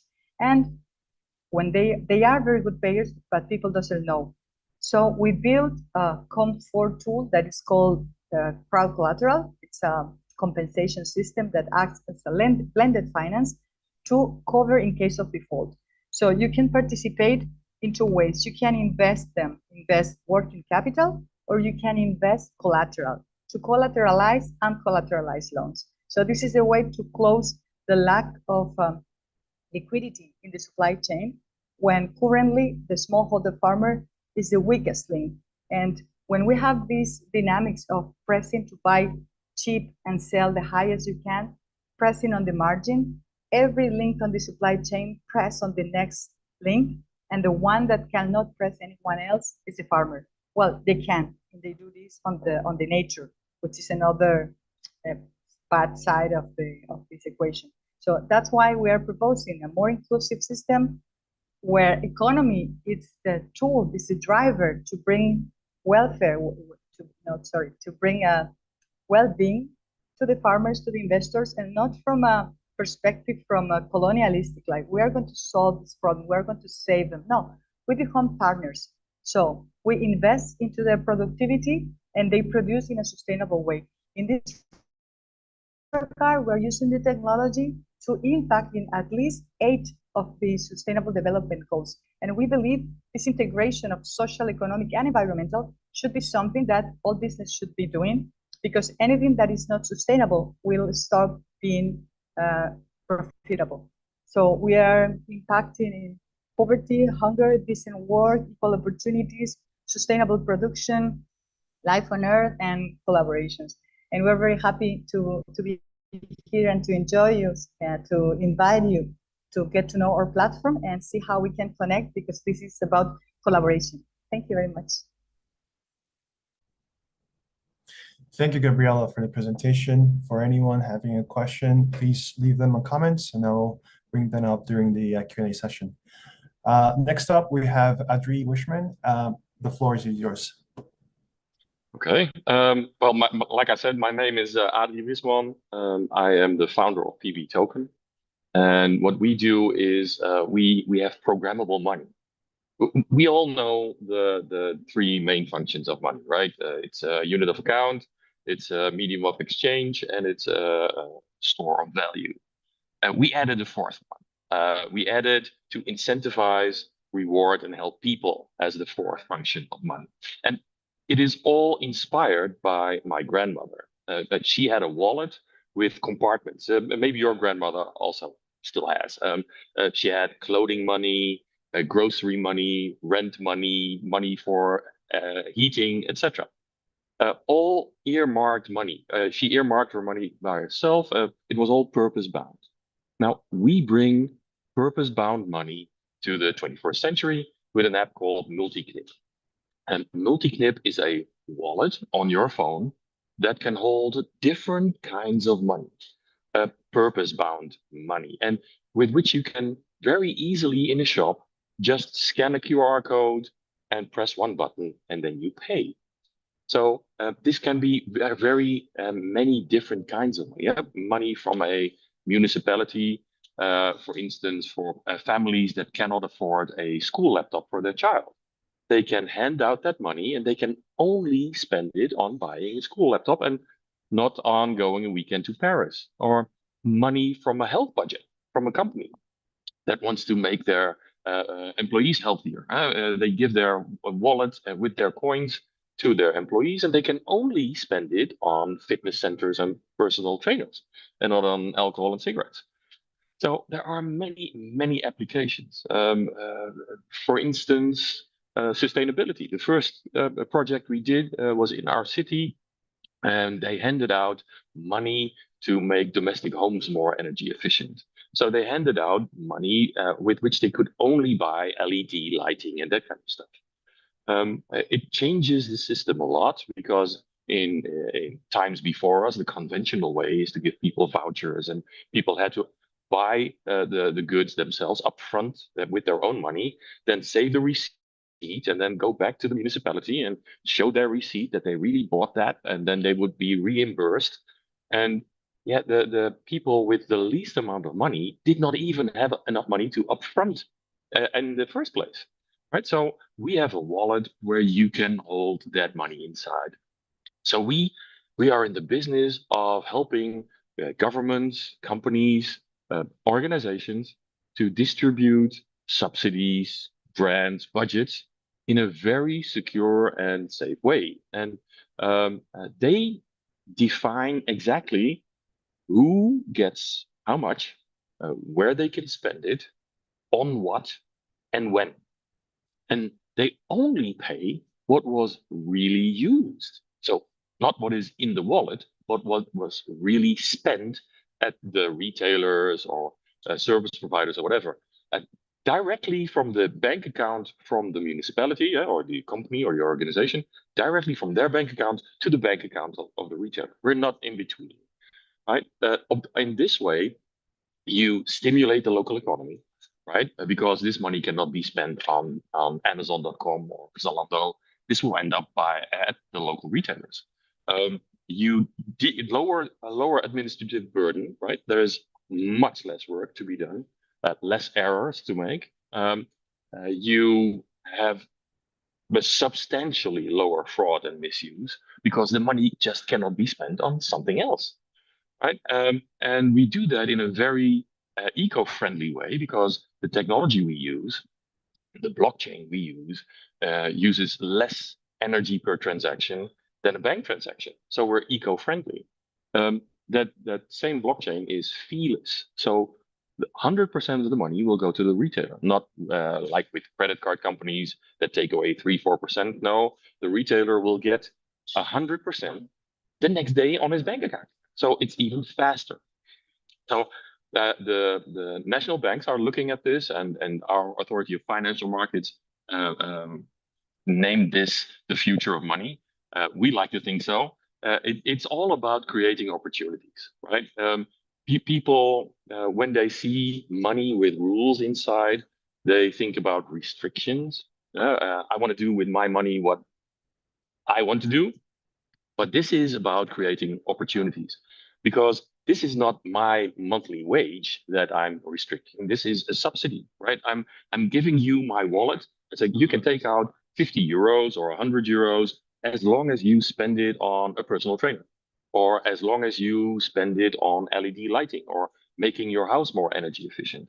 So it's creating opportunities for people who really need it. Now, this, what I told you about, works with a QR code, right? People receive a letter with a QR code, and then they use our app to import the coins, and they pay with these coins, with this credit in a shop. And what I just told you was a direct process, right? I give you the coins, you give the coins to the retailer gets the money. But you can also do this indirectly. An example which I mostly use is a city came to me and said, listen, we want to give bicycles to Ukrainian refugees, improving their mobility. Can you help us? Because what they wanted to do is call AliExpress, order 200 bicycles and just give them away. And I said, no, let's do it different this time. Start a campaign in your city, asking the citizens, do you have a bicycle in your garage that you don't use? Then please take it to one of these 10 bicycle shops. And then you will get a QR code with a credit of 50 euros, which you can use at local restaurants. Go have dinner on us. The bicycle shop, you give them 50 euros to renovate the bicycle. And the Ukrainian refugees, you give a coin to collect a bicycle. So now I have happy citizens, happy restaurant owners, happy bicycle shops, happy Ukrainian refugees, a happy municipality, and I saved 200 bicycles from the scrapyard doing circular economy, right? So money is an enabler to solve a lot of problems. The only bottleneck is getting it to the right persons and let them spend it on the intended goal. And we solve that with PB token, and you can do that in lots of things. The last example I will give you is an experiment we did here in the Netherlands called Blockchain Baby. Parents that get a newly born have a right to get some maternity care. Now, until now, the conventional way was that at the end of the day, this person would come in and hand out a small letter stating how many hours she worked, and would require a few signatures, and they would send it to the insurance company. 60 days later, she would get her money. Now, in our way, the parents would get a wallet because they imported a QR code with 15 hours of maternity care. And at the end of the day, this maternity caregiver could say, okay, I worked 2 hours. Please give me 2 hours from your wallet into mine. And the next day she would have the money in her bank account. Very simple, pre-approved money, where the middleman, the banks, and the administrative process is being cut out. So that's what we do. in short, there are hundreds of thousands of applications of this, and we think about applications that are bottom up, right? So the broad public can use this, and they don't even know that it's blockchain based, because we think the first rule of blockchain is don't mention blockchain. So blockchain based applications on anybody's telephone.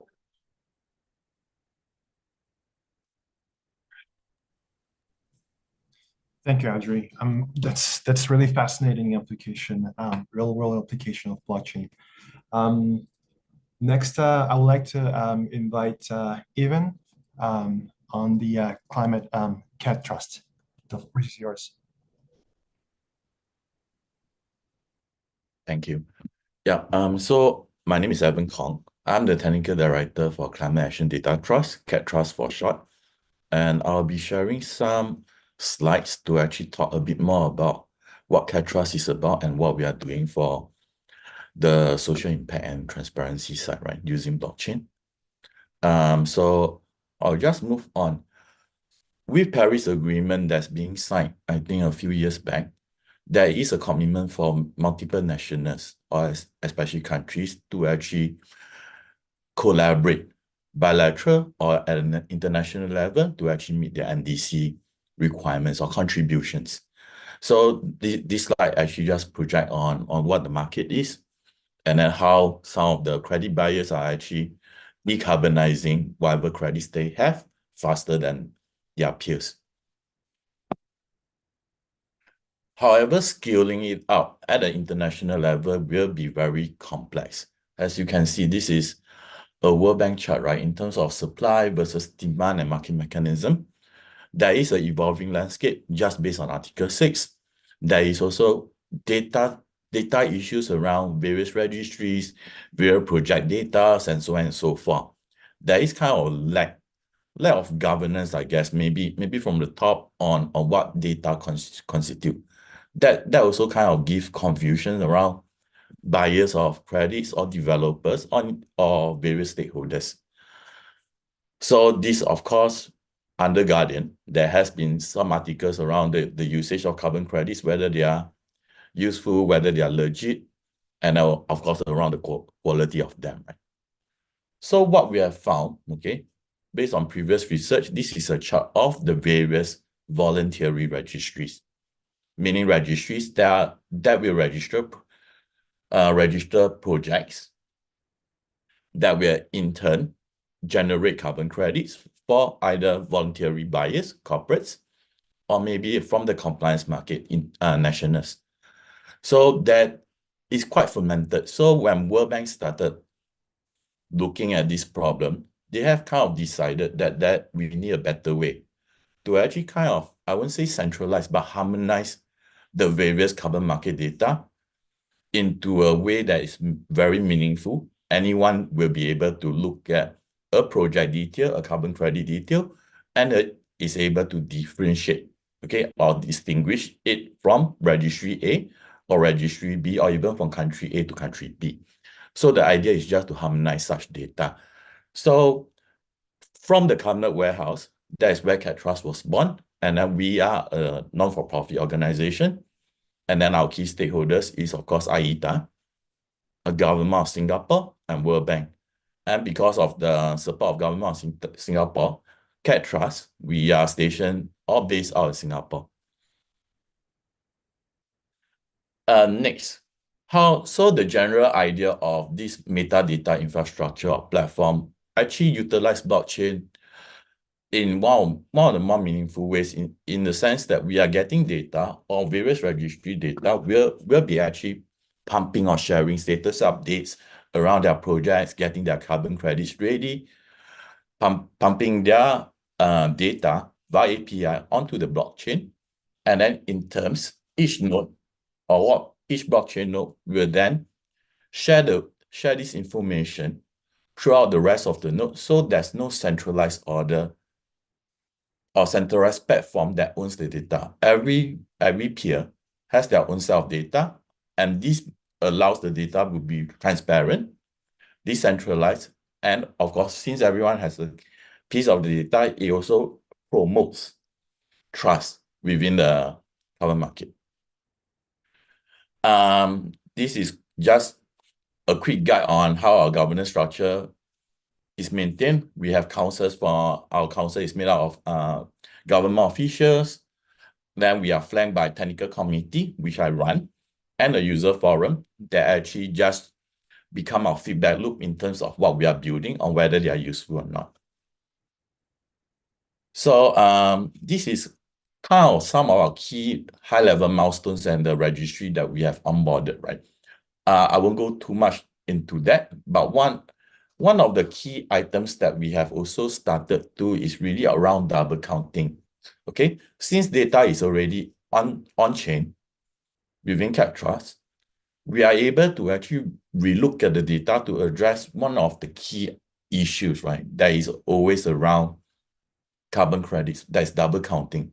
Double counting can mean double issuance, double claiming, double use.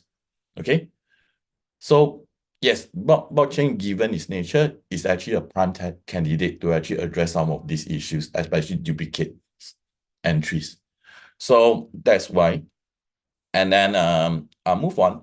So we have 3 pillars. So these are our 3 pillars or our key value propositions that we want to actually engage on. I won't go too much into that, but I'll jump directly into the technology that is our underlying pin, right? So World Bank, after consultation, has decided to go with a blockchain child blockchain. It was selected like what earlier.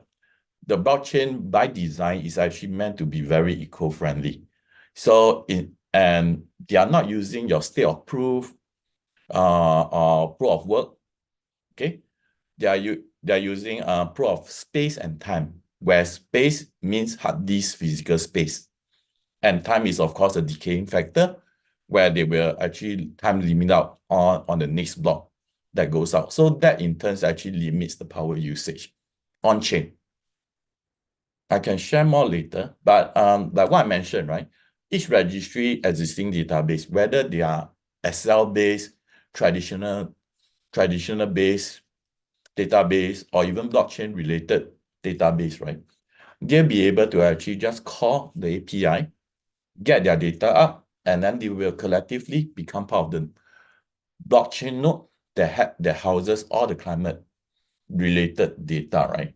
That can be further be used by our end users for advanced compliance check, reporting, or even forecasting, or whatever use case they do seem fit for their use case. Just a quick snapshot. This will be the full data set that is harmonized right now that we'll be collecting from the various registries.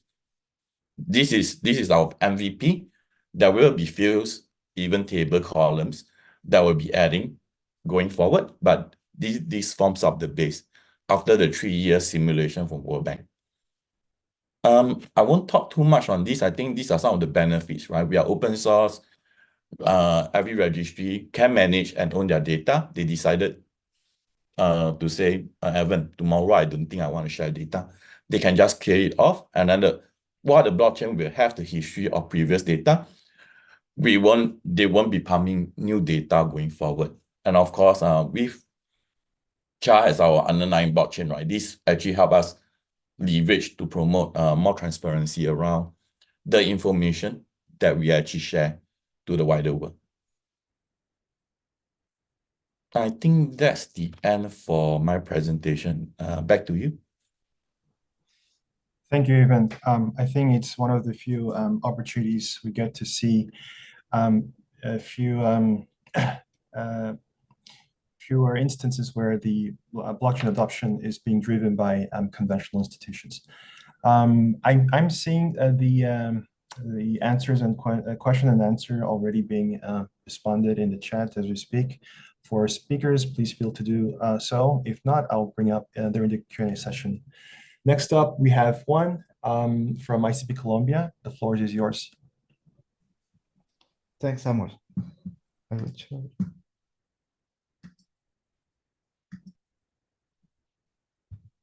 Okay. Good morning, good afternoon, and good evening, depending on where you are located. My name is Juan Manuel Gomez. I am the founder of Gavi DAO, and CEO DAO is a nonprofit organization to promote climate action through technology. And I also was founder of Eco-Registry, but 5 years ago. And I'm excited to present to you how blockchain decentralization and Gavi DAO can bring about real change in the way we are validating environmental and social impact. So here is a quick overview that we will cover. What is a DAO, how DAOs support key areas of environmental and social progress, what Gavi DAO is all about, why Gavi DAO is necessary, and our next steps, and finally, some general conclusion. So here is a technical audience, so you really know what about blockchain is about. Blockchain is powerful because of one key feature for me, decentralization. Unlike traditional systems where a central authority controls everything, blockchain operates through a global peer-to-peer network. This ensures that no single entity holds too much power, and instead, decisions are distributed and transparent. Decentralization stands for more than just technical improvements. It represents the values of privacy, economy, sovereignty, and transparency. So blockchain ensures that transactions, votes, decisions are publicly traceable while maintaining privacy and fairness for all participants. So what is a DAO? A DAO, or decentralized autonomous organization, is an organization without a CEO, so without an administrator. It's driven by governance tokens, and every decision is made by the community. A DAO must evolve over time, adapting to new challenges. So they might be flexible. All its activities reside on a publicly distributed ledger, and while it's powered by code, it is ultimately driven by humans. So those, the humans or people are who holds governance tokens and make decisions through voting. So there are several types of DAO, each serving a different purpose. This can include functional DAOs, governance DAOs, task-based DAOs, investment DAOs, even philanthropic DAOs, and other production. So the flexibility of DAOs allows them to address a wide range of challenges. And for example, we can have DAOs like Gitcoin that they have locked value around $63 million. So they are becoming like a important and a big player in the new technologies and new platforms. So Gavi DAO is inspired by Olinguito. Olinguito is a small mammal found in the forest in South America and Central America. Unlike the Olinguito, Gavi DAO seeks to protect and preserve the natural world by enabling transparency and validation of environmental projects. Here is how Gavi DAO works. A project developer or even certifier or validators and community members, but our first stage is directed to project developer. The project developers invite experts, community leaders, and validators to discuss, validate, and certify proposals. Every proposal is traceable on the ICP blockchain, and we choose ICP because we receive a grant for innovator in residence, and also because the whole application is distributed. So the front, the backend, databases, file, or are hosted directly in ICP. We don't use a private cloud or public cloud server like Amazon or Azure. So the whole application is hosted in ICP blockchain. And this ensuring that each step is transparent and verifiable. Here you can see like how you will see the final output of Gavi DAO. This is a certificate of impact, which provides detailed information about the project, environmental and social contribution, all about the information related to the project. This certificate is fully traceable on the blockchain, is a non-fungible token, and this also ensuring that the impact is proven and can be trusted by stakeholders. So, why Gavi DAO is necessary? In today's world, transparency and accountability are often missing in environmental and social projects. We have some examples of the difficulty to prove social projects or engagement with the community, mainly in Colombia, where we have some story related to violence or the war. So it is necessary to connect to communities and to make this space to reach to some consensus and speak and leave the proof of the project. So Gavi DAO solves this problem by connecting project developers with communities, experts, and validators, ensuring that every step of the process is transparent, collaborative, and validated.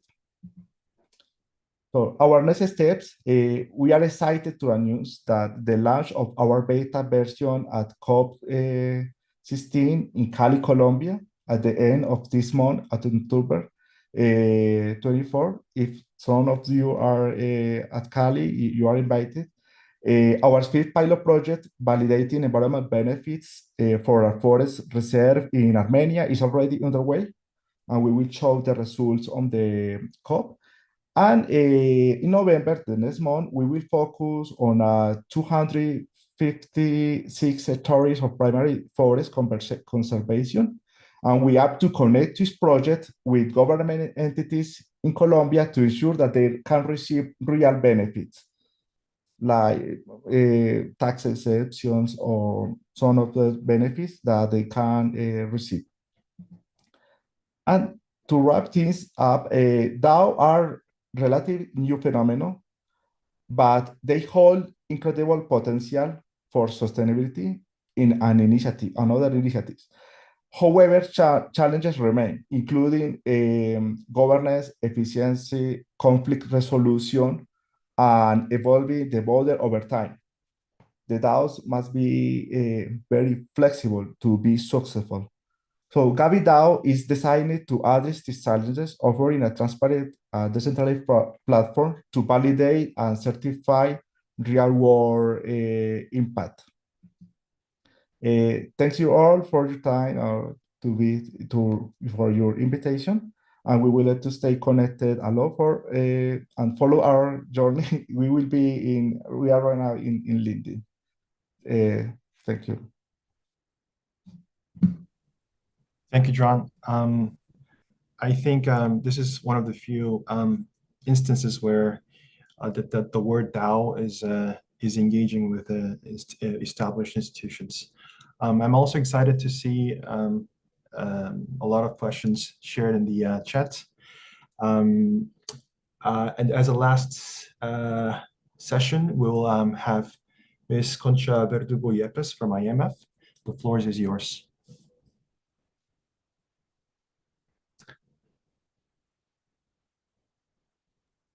And we will also share the presentation on our site. If I can ask my colleague Cynthia to share the slide. Yes, I will be sharing the slide. Just a moment. Okay, great. Can you see my screen? Yes, but can you put it in presentation mode? Yes. It's in, yeah. Okay, great. Perfect. Thank you. Good morning, everyone, and thank you, everyone. Thank you, Bara and colleagues, for the invitation. I just want to present our blockchain project in Guinea-Bissau, and I show the tangible results and the traction by the authorities on this project that started in 2019. Next.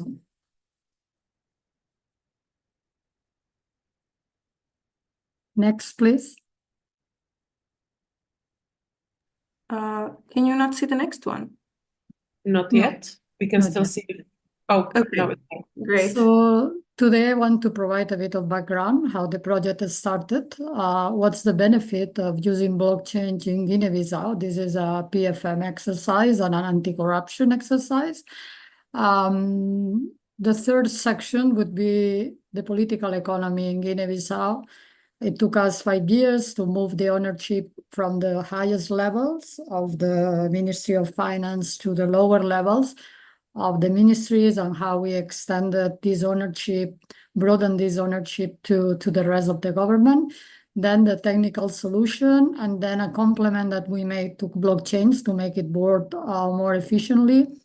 How we have impacted the key performance indicators in the country, what we learn in this exercise, and why it's important to digitalize public finance, how we should select the new candidates for blockchains and the areas where we see potential use.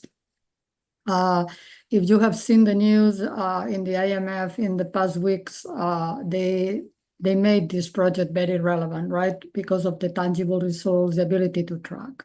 So let me explain why blockchain was important for Guinea-Bissau. First, because it's a digital database that gathers data from various sources in a timely manner. You will see when we started this project in 2019, the information was in silos, no connections between the Ministry of Finance and Ministry of Public Administration, and no automatization so far, no reporting.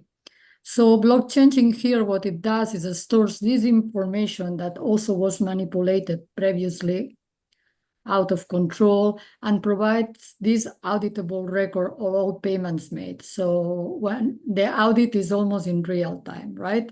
The way we have set up the blockchain is to create this early warning system for discrepancies and irregular activities, and I will demo with the tool how it looks, the alerts. We have already started the scaling up. We started with 2 ministries, as I mentioned, Ministry of Finance and Ministry of Public Administration.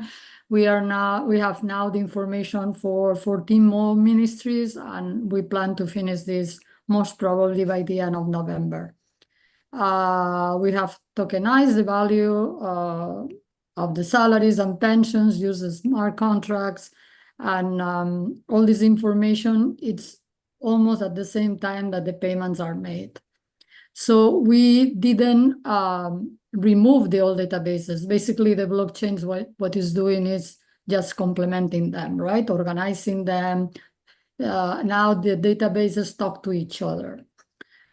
This is a session on sustainable development goals. This is a very affordable investment, and it has significant potential anti-corruption goals. It's focused on SDG 16, 16.5, 16.6, 16.10, anti-corruption, reducing bribery, accountability and transparency of institutions, and making information available to citizens. Then, because we have cleaned quite a lot the data has now some level of integrity. It can be used for analytical and artificial intelligence models. In fact, we will be able now to input in various AI models and forecasts for the Ministry of Finance. So this is the why of this project. Can we move? So here you see the complexity of implementing a digital solution in a fragile state. We started back in 2019.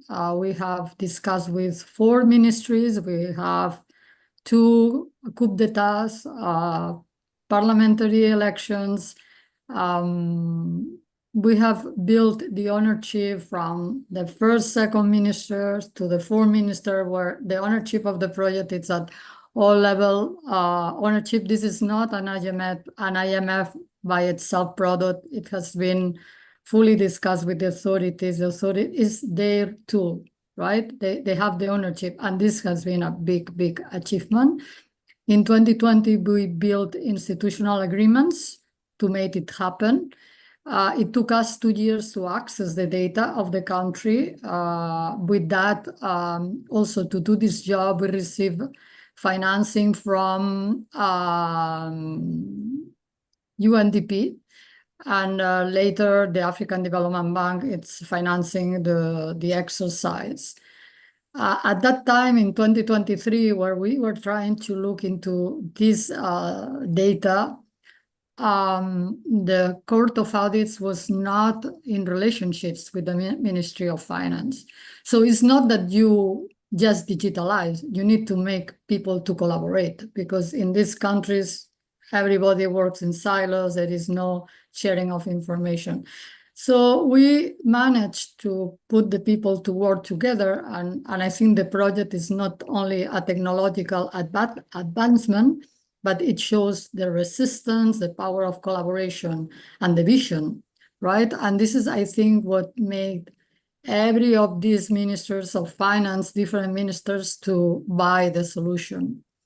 In May, the solution went live. We are just now again testing security issues, working a bit on the digital infrastructure of the country because the internet is still a bit poor, and we are working on the scaling up. So just for you to understand how you do a project like this in a very fragile context, right? Can we move? So as I mentioned, this is the first fragile state, and I think one of the first in Africa to embrace a blockchain solution to address a very long-standing governance challenges. So it's the major vulnerability in economic policy in Bissau, the wage bill. So we have put together the dots, and we have connected the dots. We have protected the systems and the integrity of the data. We are able to monitor the eligibility now of public officials, the budgeting, the payment approvals, and the disbursements, both pensions and salaries.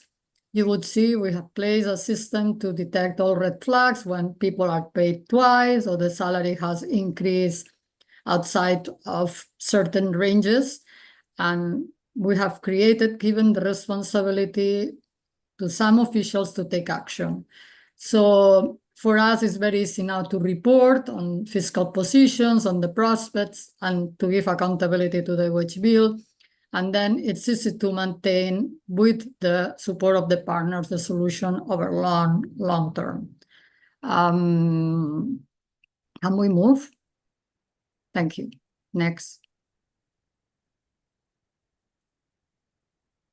So this is a conceptual solution. What we have done is, first of all, we have created to be in accordance with the laws and legislations of Guinea-Bissau, which were not enforced before, who is a public official, who is eligible to be a public official. So now, before getting the information on the blockchain system, the public official needs to have, depending whether it's a permanent public official or contractual, needs to have a series of authorizations, right? Then this person, when it has the authorizations, enters in the salary database. The Treasury sends orders to pay still in cash and banks to these people in the salaries databases. When we started the project, the Treasury was issuing orders, but the private banks were paying to beneficiaries, and there was no connection between the orders paid and the payments to beneficiaries. So after, I think, 1.5 years, we were able to clean more than 34,000 payments to officials and pensionists, right? And we found many red flags. So we have been able to put these together, right? then what we did is the problem in Guinea-Bissau is two. One is who is eligible and who comes to work. For the moment, we have not made progress on biometrics because this is something we are looking for financing, but the biometrics solution would be inside the blockchain solution, right? So the blockchain solution now integrates information from 12 databases. It generates a number of red flags you will see later, and then it comes internal solutions. And the information is quite in real time. For example, I'm briefing the Minister of Finance at least once a month, but before you couldn't even understand the data every 2 years, right? So is a big progress. We can move, please. Next. This is the way it has been designed. I will facilitate the scaling up in onboarding new ministries.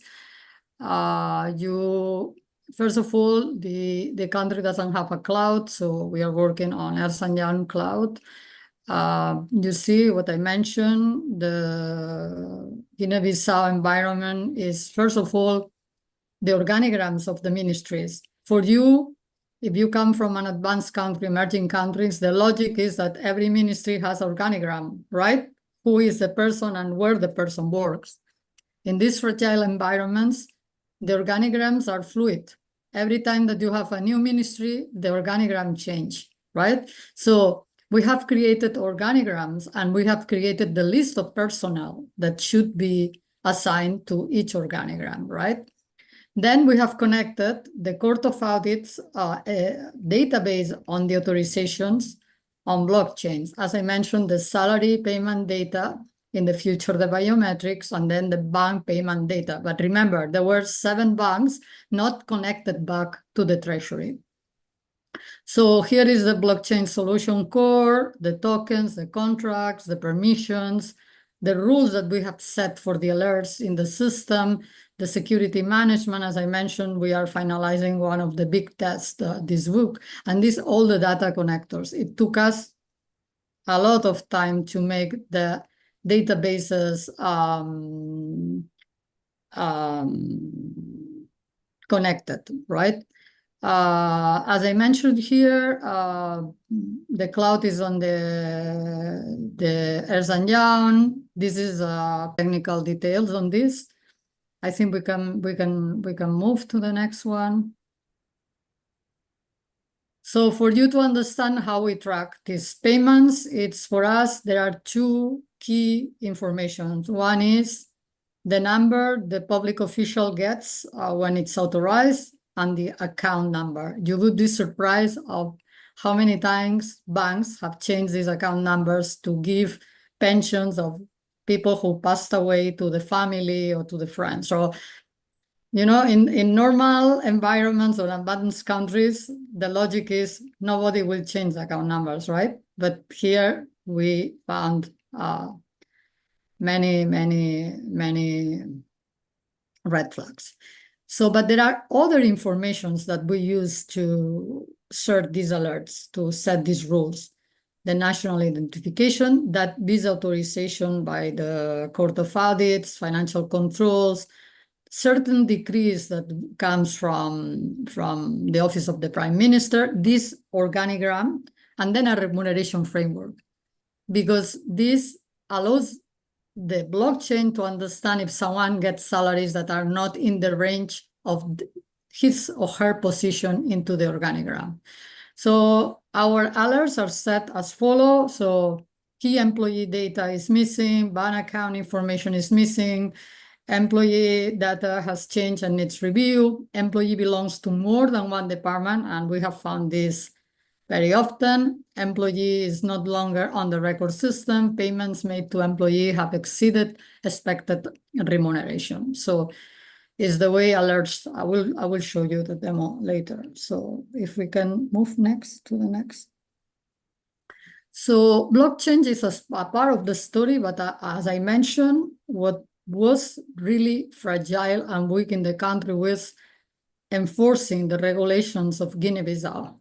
So there are various types of workers, the permanent, as I mentioned, contractual, and then all those people that every time that the government changes is appointed, right? Is appointed as a political, whatever, appointee advisor. So for people who get pensions on a permanent basis and nominations, promotions, reclassifications for permanent staff, these people, they need three kinds of authorizations, right? Court of Audit, the Ministry of Finance, Financial Controls to make sure there is part of the budget assigned, and then the Office of the Prime Minister. So what we found in most of the data information that gets into the blockchain is that in the old database, most of the people got to the database with no authorizations, right? So from now, from May, it's mandatory, but it's mandatory because the law was there. We have not changed anything. We just using blockchains to enforce this set of regulations. So it has been a big reform, game changer for the country. Can we move next, please? Okay, this is for us as economists, this is the most important thing, right? When we started the project in 2019, the wage bill to tax revenue ratio was at 84%. It means that for $100, 84 were used to pay salaries or pensions, and only $16 were left to pay debt service. Nothing was left to infrastructure, health, or education. This is how we started. At the same time that we started the project, a colleague of mine was putting also another digital solution for tax revenues. So we increased tax revenue and we start to decrease also and to maintain, to control the wage bill. So as of today, this ratio, wage bill to tax revenue, it's around 50%. And we are gonna reduce this even more. It's to get to 35%, which is the average of it's the official average that the countries in that region, they need to converge to 35. But we are doing quite a lot of progress, as you see in the ratio. Can we move next? The other big achievement of the blockchain has been reducing cash. So when we started, there were many informal databases on people getting cash for like percentage of the salary or incentives to their work, right? So we have, for the moment, we have decreased cash to half. And as you may see, in two periods, key periods of the blockchains, first of all, the number of public employees were reduced. And the second is there is a big bunch of people in what they call Folia 4 that has been formalized. They move from red to green and they decrease also. So the tangible results are clear and we have full control of the wage bill salary. If the blockchains would have not been implemented in the country, thanks to the ministers, the wage bill will have taken the same direction that in 2020, right? It will be closer maybe to the 100% wage bill to tax revenue ratio. So just to give you a sense of the power, right, of technological advancement and collaboration, right? Next, please. What we think was the success? Why we were so successful, right? First of all, because this innovation nature of the project, trigger interest, not only on the authorities' sides, because they wanted a solution. Really, they couldn't continue the way they were doing business. And they wanted this, they wanted. Then is the multifaceted support to the authorities come from many. So my department, management support, and the continuity and financing my missions, particularly what we call ResRep, which is ambassador. I mean, then at the same time, there was a program with the country. So there was a high frequency engagement with the country. And then what I did is to integrate everybody, not only the area department team, the ResRep office, the local experts into one team. So fully integrated, and the authorities, I think they saw us as a trust advisor, right? And this improved a lot the relationship. Then we have a technical assistance center who gives us the financing support. UNDP, I think, was the one who started with financial contributions, and this helped others like African Development Bank to participate. So for the moment, this has costed less than, I think, 1.5 millions. But if I can compare, for example, organizing a training at the IMF, I mean, on economics, I don't know, balance of payments analysis costs $400,000. So this is not costly, and the maintenance, I think, is 100,000 a year. So another thing that helped is that we did limited communication. So we kept very low profile the project with the authorities, and we were working with no outreach until we got to the point where this was launched, go live, right? And then if we move next,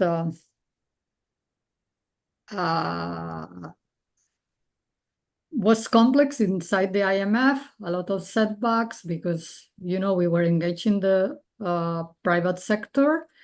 Then it was complex to build the necessary legal and financial safeguards. We making the agreements because it was the first time the IMF was working with the private sector. But I didn't mention, but we brought the private sector at the beginning because we participated in a challenge, the IMF challenge on anti-corruption, and my team won the challenge. So that was a concept idea, and we brought the concept to operations. So the challenge also, as I mentioned, was building the ownership from the ministries levels to the low levels, because at the end of the day, they are the ones who operate. Then building the data integrity and the digital infrastructure has been complex. The databases were very fluid. It was very complex even for the Ministry of Finance to convince the commercial banks to provide the information in the right format. And then building the local project team, finding local engineers who speak the Portuguese language was complex, but we needed that. We have trained 50 officials at the same time. And this is ongoing. We can move next. As I mentioned, just as a summary, what it does, at least our solution is more transparency, more accountability, and timely reporting. And this is to reduce audit and reconciliation burden, have these red flags. And we want reliable information for artificial intelligence models. In the left side, as you see, these are the agencies that are in the project now: Treasury, Budget, Court of Audit, Financial Controls, Office of the Prime Minister, commercial banks. On the other side are the areas we plan to scale up in the future: SNO, companies, natural resources, cash management. All these areas, blockchain is very well suited for working on this, not following public investment, etc. So in here, we don't work as a proof of work. We work as a proof of authority. It's a different concept. And in terms of sustainability, as I mentioned, this works as a web, as an API normal tool, and it doesn't consume too much energy. So this is the way it was designed. I think this is the end of the presentation. The conclusion is that at least now, with you see the multiple benefits of our solution. for Guinea-Bissau and its citizens. It's fully aligned with the IMF policy's priority. I think someone was asking the question on what for us. For us is that it's impossible to keep having a ratio of wage bill to tax revenues that is close to 100. It means that there is no money to pay for the more important things, right? Particularly infrastructure, health, education, right? And this was the main objective of the program with Guinea-Bissau. And blockchain has been a pillar to support the objectives of the program. Everyone, not only the IMF, but all the development partners, and there are many, remains committed with the project scaling up. In fact, this project has been financed bilaterally by France, Japan. I mean, there are multiple, all the countries in the region, in West Africa. And as I mentioned, the technology itself has great potential for other areas of public financial management with the similar problems, right?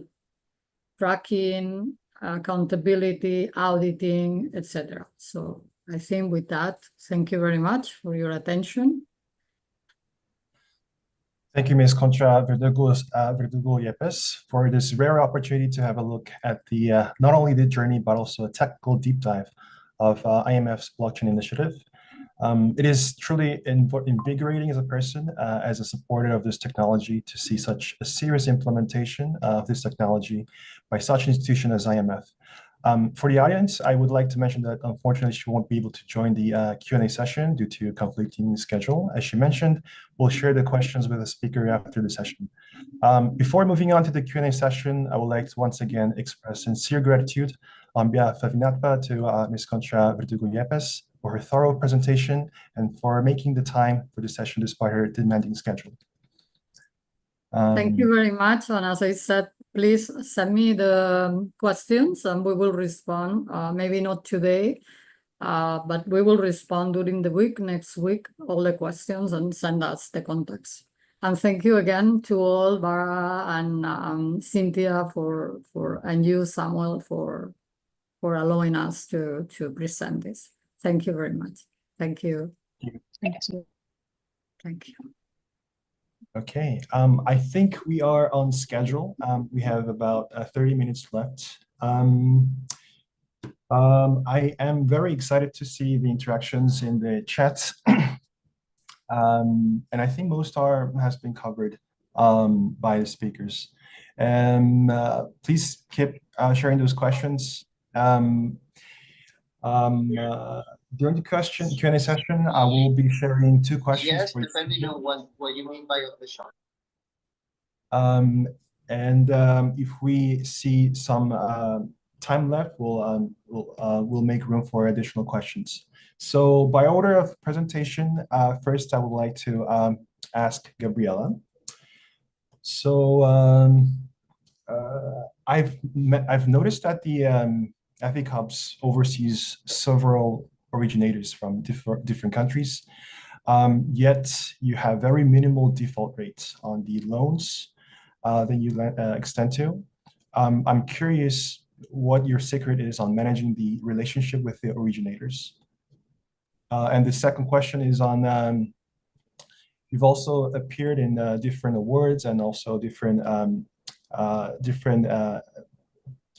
setting in the conventional scene. And I'm curious to learn what were the points that engaged the interest of institutional investors on Ethic Hub? Thank you very much, Samuel, for the question. First one, regarding the originators, I would like to tell people maybe most investors are not aware that the default rate for long-term farmers is 2%. It's very low. People confuse default of microfinance, which is mostly used for consume, with long-term farmers. So that's for starting. We're working with a very good payer collective for once. And then for selecting, we deployed a system that we call circles of trust and theory of game on blockchain. So we designed the incentives for every part to have skin in the game. So anyone can become an impact lender and lend the communities from $50. But to borrow, you need to be curated. So this is why we count on institutions as Hafer International, which is the biggest, the largest NGO working with farmers to alleviate poverty. They've been on field for more than 40 years, working with thousands, millions of farmers. So they are introducing us the cooperatives. They've been working for 4 or 5 years, and it's them who are validating the cooperative. And it's the cooperative who is validating the farmers. So this way, we segment the risk. The loan is delivered to the cooperative, which is responsible of paying it back. This is the originator, cooperative. And the originator is committed to use this funding for alleviating the needs of the farmers in a sustainable way. Remember, we are financing a productive activity that is already established. They already are very, they know what they are doing. They are very experts growing coffee. They only need the money to get free from the debt they are immersed in. So for that side, that would be the selection of the project. So we are constantly looking for more institutions, and this is linked to the second question. So convincing the Inter-American Development Bank to work with us when we were working with cryptocurrencies back in 2018 is a huge achievement, but they could see what we were doing with the technology. As they say in the blockchain space, don't trust, verify. And they verify our metrics. So that's why we got the backing. And this helped open more doors, because when we explained what we were doing and the IDB lab was behind us, it gave more space for people to figure out what we were doing and open to try to understand what we were doing. And lastly, this partnership with Hafer has made things way easier. And this happened because they have their own research department on blockchain. So they are not that strange to the technology. And regarding this, and the awards and the recognitions, we work in the intersection of crypto and impact, which was an oxymoron until some years ago, because the crypto bros didn't want to know about what they consider poor farmers or actually real life pace. You know, agriculture has annual cycles, and this is not algorithmic thing. So it takes longer than purely algorithmic. And on the other side, the impact investors tend to be very traditional. So they are skeptical of cryptocurrencies, or they would say, yes, blockchain for traceability, yes, but cryptocurrency is not. So we convince them cryptocurrencies provided traceability for the funding, which is even more important than for the goods themselves, but all together. So I think that the most impactful thing for the investors was what we were able to reach communities that are not served by MFIs, microfinancial institutions, or banks. Actually, very recently, 60 Decibels, which is a consultancy firm doing impact measurement, it was paid by Hafer International. They did a recent study on the impact of Ethic Hub and Hafer on the communities, and the outstanding result was that 100% of the people participated in the interview said they don't have another option if it's not the financing from Ethic Hub and Hafer. So this means we are tapping a market that is not served, and this market is almost $1 trillion. That's the people that needs to do terrible things to get just a little of money to work. So imagine the potential of releasing all this economy. And I think that's the most standard thing, that you can invest and at the same time generate social, economic, and environmental impact, because it's all linked. And family agriculture is key for climate change. So it's kind of a pack where it all comes together in a new model that was not possible before the blockchain. Thank you, Gabriela. I think you're also fighting the important fight of changing the misconception and raising the awareness from in conventional stakeholders. Next up, I would like to ask Adri. And I've noticed from the presentation today that maybe your project is most applicable for individuals and for mass adoption. And as an IoT expert, your view interests much on what does mainstream adoption of blockchain would look like by 2030.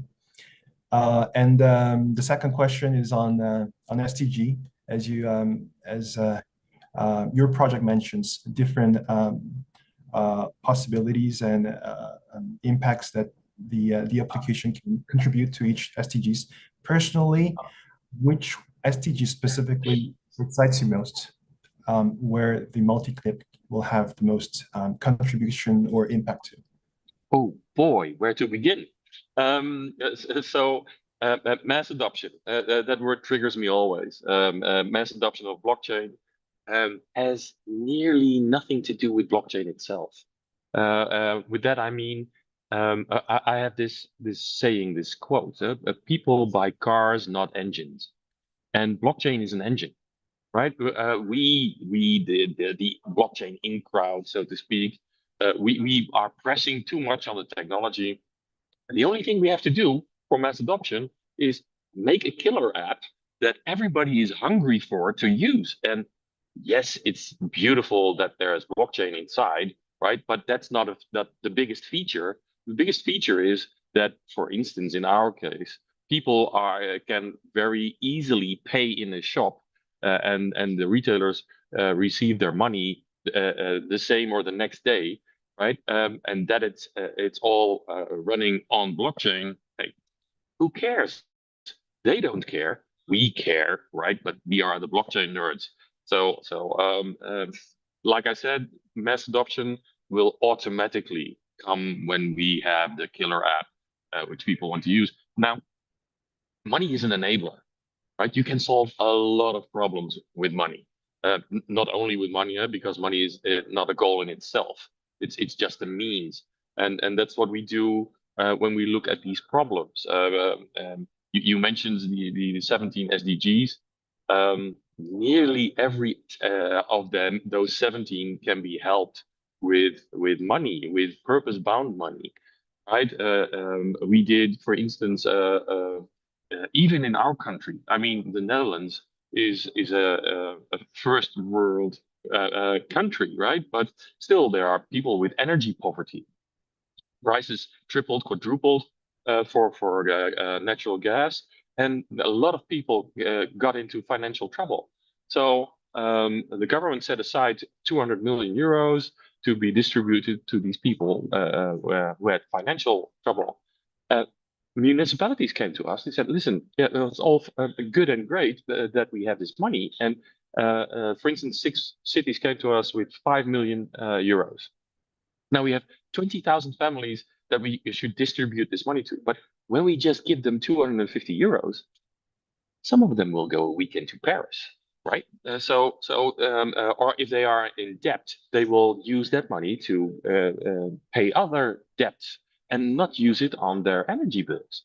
So we made purpose-bound money and helped these people with a very high success rate. Because I don't know if you have seen the figures of people who are on minimum income, right? Who most of them are in debt. When they receive a letter from their city or their municipality, only 18% of these envelopes is opened, right? They think this might be another invoice. This might be another letter pressing me to pay something, so they don't even open. In our case, 77% of all the envelopes was opened, and the app was triggered within a few days. So poverty also in our country. In the Netherlands, there are still children going to school on an empty stomach. This might sound strange. I mean, we're all talking about third world, etc. But maybe even nearer to home, there are also problems. And if we can solve these problems, then we can solve those problems a lot easier, right? Because the contrast is bigger. Why not give children? There was this report 2 weeks ago here in Holland that on average, 2 kids in every school class are going to school hungry, right? 2 kids out of 10, 15, 20 kids. That's an enormous number. Why not give these kids a wallet on their phone with money they can only spend at the school canteen for healthy food? And it cannot be spent at McDonald's or anything else, right? But only for that purpose. purpose-bound money is an enabler, like I said. So yeah, there are many things you can do with that. And I was invited to speak at the United Nations in December on the year conference about how we can use programmable money to achieve these sustainable development goals. Thank you, Andrew. Personally, it's really enlightening to see that this technology is being used in such a developed country as Netherlands, and not just emerging countries. I think your application has implication for other countries and other municipalities to also follow suit. Yeah, and it helps blockchain adoption in a broad sense also, right? Because we got hundreds of thousands of people using blockchain without them knowing it, right? But when another blockchain application comes by, they can just simply say, hey, you're already using blockchain. You just didn't know. That sounds ideal. Thank you again. Next up, I would like to direct the question to Evan from Cat Trusts. I think as an extension of Climate Warehouse, which has piloted transfer of voluntary carbon credits between countries as early as 2018, I think it is one of the OGs in the space that explored the blockchain application on carbon markets specifically. I would like to learn what has changed from that inception and now, and how that has affected the development of Cat Trusts. And also, in your experience as a technical director, what are the pressing needs from national governments seeking implementation of carbon markets, where Cat Trusts has value to offer? What can the representatives expect from this initiative? Will this be strictly limited to the tech side of things, or is there other assistance they can expect from Cat Trusts? Yeah, thanks for the question. So I think what have changed then, right, when the inception of Climate Warehouse till now, the understanding around the underlying technology, especially blockchain, crypto, and also tokens, right, grew a lot more. So that, because when we deal with governments or even representations from some other organization or registries, they are a bit more legacy. The moment you say, my engine is actually blockchain, there will be a certain resistance back then. And especially with the collapse of NFTs, that didn't help. On the idea of, I'm on the blockchain, you are able to tokenize carbon credit, and then people will be able to buy, you'll be able to track them end to end, right? That didn't help. So the idea of, but having said that, I think over the last 2 years, the general acceptance, just on the acceptance of such technology has opened up. So right now, I'm actually faced with another question that's also technology driven. I have stakeholders coming in. Why CHA? Why do you use CHA as your primary blockchain? So, and then what's your idea of interoperability? What if this change collapse the next day? What's going to happen to all the Google, the data that you have? So now I'm actually facing a higher level of questioning, right, on cross-chain interoperability, and also a crossing of chain. So I think just on the idea of education on the technology, right, it has matured definitely. So that's one of the key things that I do foresee just on the technically front, which leads to the next question, right? When on national governments, when we are speaking to them, they do need help. And then not just on the technology side, there's also the policy side on how to actually structure their carbon policies, their carbon tax, their carbon framework on how to actually get all this running up, right, to meet the idea of Article 6. So even Article 6 right now, if you are aware, the Paris Agreement, Article 6.2 in last COP didn't go anywhere. 6.4 is also still in very early stages. So there is still a number of uncertainty involved, and then most of the government are still adopting a wait and see approach right now. So for Cat Trust, where we actually bring value is we have that harmonized data set that we do share with those agencies to say that at least has a base, and it has been a World Bank UNDP initiative, right? This is a common data set. If you want to actually create or build anything on top, this will be a good baseline to go in.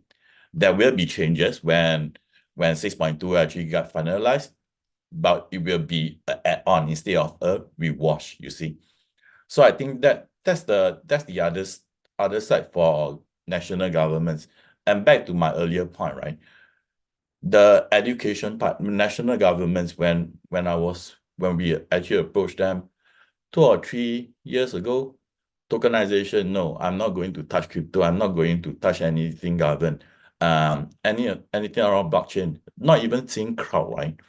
Say some of the computing needs to be on cloud. No, so all my data that belongs in country needs to be in country. You know, so discussion has been moving forward. And I think that's my key takeaway point here, Samuel. Thank you, Evan. There are some technical jargons to pop up, including the Article 6. I think for those audience that are interested in this, they'll know. I like to direct the question now to Juan. I think your project is most I think based on what people refer to as Web3. For what it's worth, and as from that perspective, I'm curious to learn from your experience, what are the lessons that you have learned implementing a DAO, and what are the things that DAO can do and cannot do, and also curious to learn what challenges you have faced, as you've mentioned, collaborating with conventional stakeholders, including the government. Those lessons will be, I think, very valuable to other DAOs. Thanks, Simon. Yes, our users are not Web3 native or even no technology native users. So we have a big challenge related with the UI and UX experience in our platform. We are using a really easy to use like wallet that is the internet identity that it was developed by ICP, where you can use your own device as a phone or computer to store safely the private key, and with cryptography use to approve or reject transactions with one click, without using password or without caring about other additional steps. So it's a native, we don't use like external extensions that helps for our user in our DAO. And other thing that how we can or we try to solve some challenge is the governance, how are made or how are like designed to operate our DAO. I can say that every proposal is a independent DAO. So we don't have governance tokens are like global for the whole platform. So when a user create a proposal, creates immediately the proposal governance or the governance tokens, and the proposal or the participant when invite the participants to be able to vote in its or his proposal, is created or is minted a specific token for that specific proposal, and that token live only while the proposal is live. So if the deadline is reached or the proposal is rejected or expired, the tokens die. The token is locked and is no more useful for any decision. That helps to make like modular decision or to also to allow the small participant and individual has a voice in every proposal. So, and these tokens has a lightweight according the role of the role that are embedded in the proposal. So you can create a very soft proposal. For example, I just want to prove that I have implemented efficiency a process water that I am reducing 20% of the water with a certain process. So we can invite the one validator, one expert, and just have a certificate of that improvement in the process. So you can make a very small proposal and a small DAO for just one like soft decision.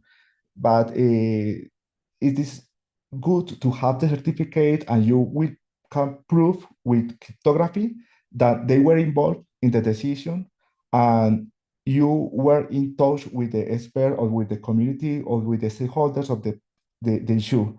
And with that, you can make like bigger proposals in which you involve verificators, certifiers, academia, experts, for example, to validate environmental assets like biodiversity credits or CO2 certificate credits.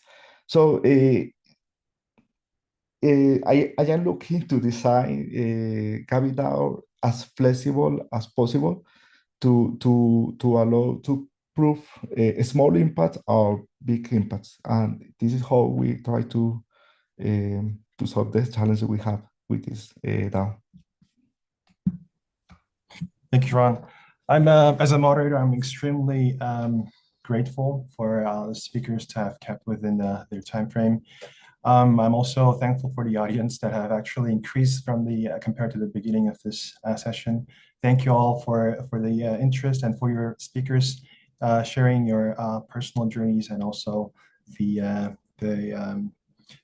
actual the projects at the granular level. I would like to pass it on to Bara to close this up. Thank you so much, Sam. Thank you for all the speakers for providing their insights and their expertise. I hope you can join us also for the very last session of the INATBA Digital Blockchain Week, which will start in about half an hour. We will talk to Scotland, to the government of Scotland, about their latest initiatives and how they're using blockchain and distributed ledgers to progress on some of the activities they are doing there.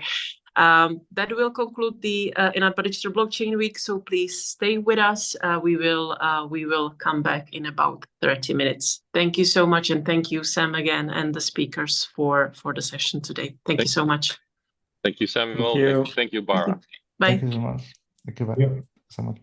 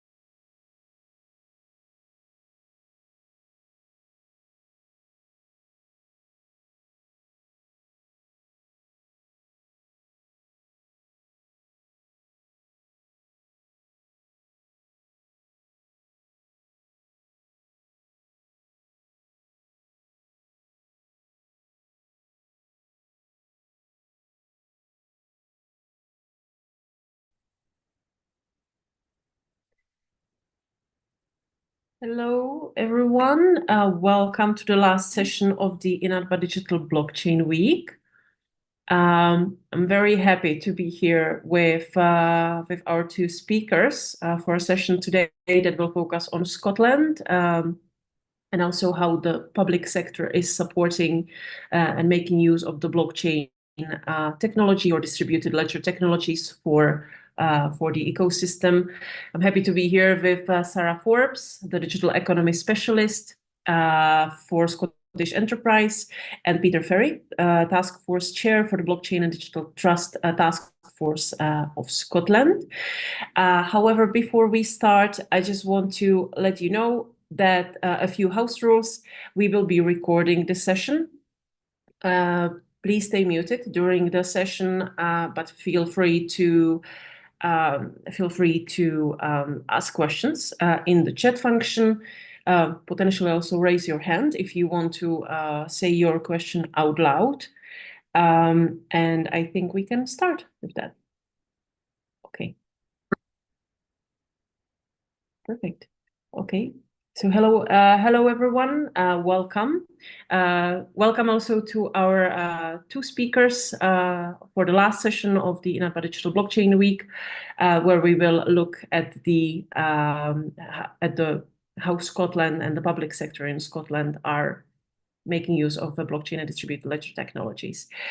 First and foremost, I want to give the floor to our two speakers, to Sarah Forbes and Peter Ferry, to walk us through at the beginning of where they're coming from, to tell us more about Scottish Enterprise and the task force they have launched to promote a blockchain and promote the distributed ledger technologies, and then we can take it from there. Thank you so much. Peter and Sarah, please take the floor. Thank you, Bara. Yes, I'm Peter Ferry. Briefly to introduce myself, I'm a founder of blockchain company Wallet Services, now trading as Sika here in Scotland. And I also chair, as Bara mentioned, the Digital Trust Task Force here in Scotland. And we think here in Scotland that digital trust and blockchain is a real foundational technology. And if you get it right, it can support interactions of a country's citizens and all of its business processes, and really make business and society safe, private, and reliable in all our interactions online. If you get this right, it can really transform an economy. It can make an economy something that's going to deliver growth and benefit and make society fairer. And that's why we've christened our group the Digital Trust Task Force. I'll say a little bit about it before Sarah will introduce herself. Our vision is really about establishing Scotland as an integral part of the UK, as a focal point for the adoption of blockchain and digital trust technologies to try and transform our economy. And we are interested in industry primarily, the industries that can use the applications of this technology. When we're working with large enterprises in the industries which we'll talk about, with startups, and we have membership in our task force from across government also. It's a real cross-society group, and we think we're trying to do something which hasn't really been done before to try and realize the impacts of these decentralized technologies. And we've been working on a roadmap primarily around engagement with those industries and trying to drive adoption of these technologies right across industry. So that's really what we're about. This task force is the brainchild of Sarah Forbes of Scottish Enterprise, who will now introduce herself. Thank you, and hi everyone. So I'm Sarah Forbes. I work for Scottish Enterprise. So for those who don't know, Scottish Enterprise is Scotland's economic development agency. So we cover lots of different areas around Scotland, lots of industries. My particular remit is in digital economy, and our kind of whole focus is around how do we grow Scotland's digital tech sector, how do we create more high value digital jobs, how do we attract talent, drive innovation. And a couple of years ago now, I started to look at the opportunity around blockchain, digital trust, and actually where there is this real big opportunity for Scotland across some of our key industries. So areas like energy and the energy transition, manufacturing, our health sector and life sciences sector, and also just how we can drive productivity for Scotland through really embracing this technology. So we kind of behind the scenes within SE, we kind of started to look at actually how do we do that, and we started to kind of bring together different people from across our industry, across our tech sector, those who, you know, have already been in the blockchain space, but those who maybe haven't been. And we've kind of set about this task force with the roadmap that you're seeing on the screen there, with a real kind of sort of clear ambition over the next couple of years around how do we actually drive growth in each of those different areas. So we know we have to start with education and engagement is obviously really key to kind of get the industries on board, to kind of create that demand, to grow adoption. But we also want to do a lot more to establish Scotland in the global space. So we've, you know, Scottish Enterprise has associated now with INATBA. We're really keen to kind of grow international collaborations and work with different partners globally, and really kind of position Scotland on the map when it comes to this topic. And obviously we're really keen to drive innovations with this as well. So really delighted to be on the call and talking to you about it today, and really keen to reach out to others afterwards and you know, continue the conversation. Perfect. Thank you so much, Sarah and Peter, for setting the scene and explaining what are the initiatives that you are working on with this task force. Maybe my first question following up on this is, for the task force, are you actually aiming for an ecosystem of the Scottish landscape? So are you targeting companies that are in Scotland or the UK, or is the aim already international or global? You know, because you mentioned the global sort of roadmap. So how do you go around including the ecosystem and the stakeholders there? Want me to do that one? Well, shall I go first? Okay, you go for it. We can jump in. So I think we really want to make our environment here in Scotland the best place to do business in Europe, and that's a very broad goal, I think, of agencies like Scottish Enterprise, but particularly in this space, we want to try and remove the barriers for adoption in industry, but also the barriers for innovative companies to engage with customers here, to incorporate companies here, to actually provide them with infrastructure and an ecosystem which gives them the very best chance of success if they choose to either base themselves in Scotland or to try and work with customers in Scotland. So from that point of view, it's very much an international ambition. Yes, a task force is obviously biased towards members who've been in the blockchain and decentralized technologies industries based here in Scotland, but we do have international members, and we're very much about making connections with other international institutions to try and get their learnings and bring them here to Scotland, and really just announce that Scotland is open for blockchain business. Yep, I think you've absolutely nailed it there, Peter. I think the thing that I'm kind of really see the opportunity around is that we want to really, you know, grow adoption across some of our fastest growing sectors in Scotland. That, you know, they are our key growth sectors.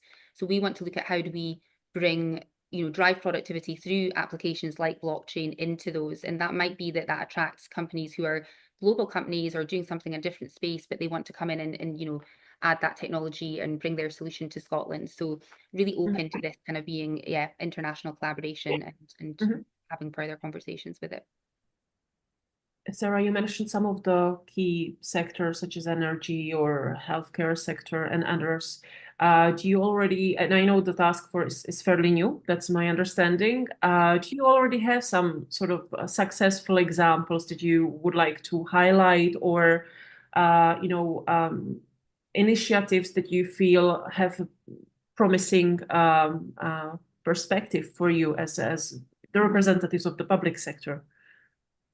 Yeah, there are So we are quite a new task force. We have, the big thing that we want to look at is how do we grow some of these pilot cases and be able to demonstrate that so that we have a bigger kind of pool of use cases and case studies for Scotland.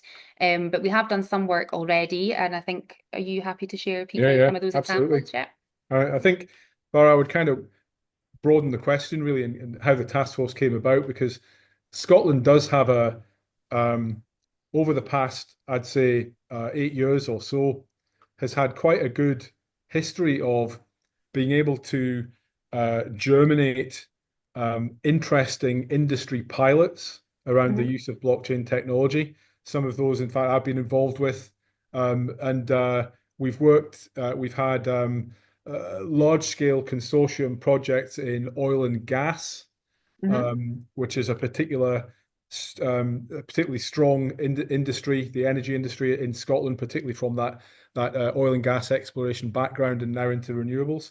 And that was something where many Scottish companies worked together this is kind of going back to about 2019 to deliver a collaborative manufacturing records book for safety in the appliances that were put on oil and gas platforms in our North Sea.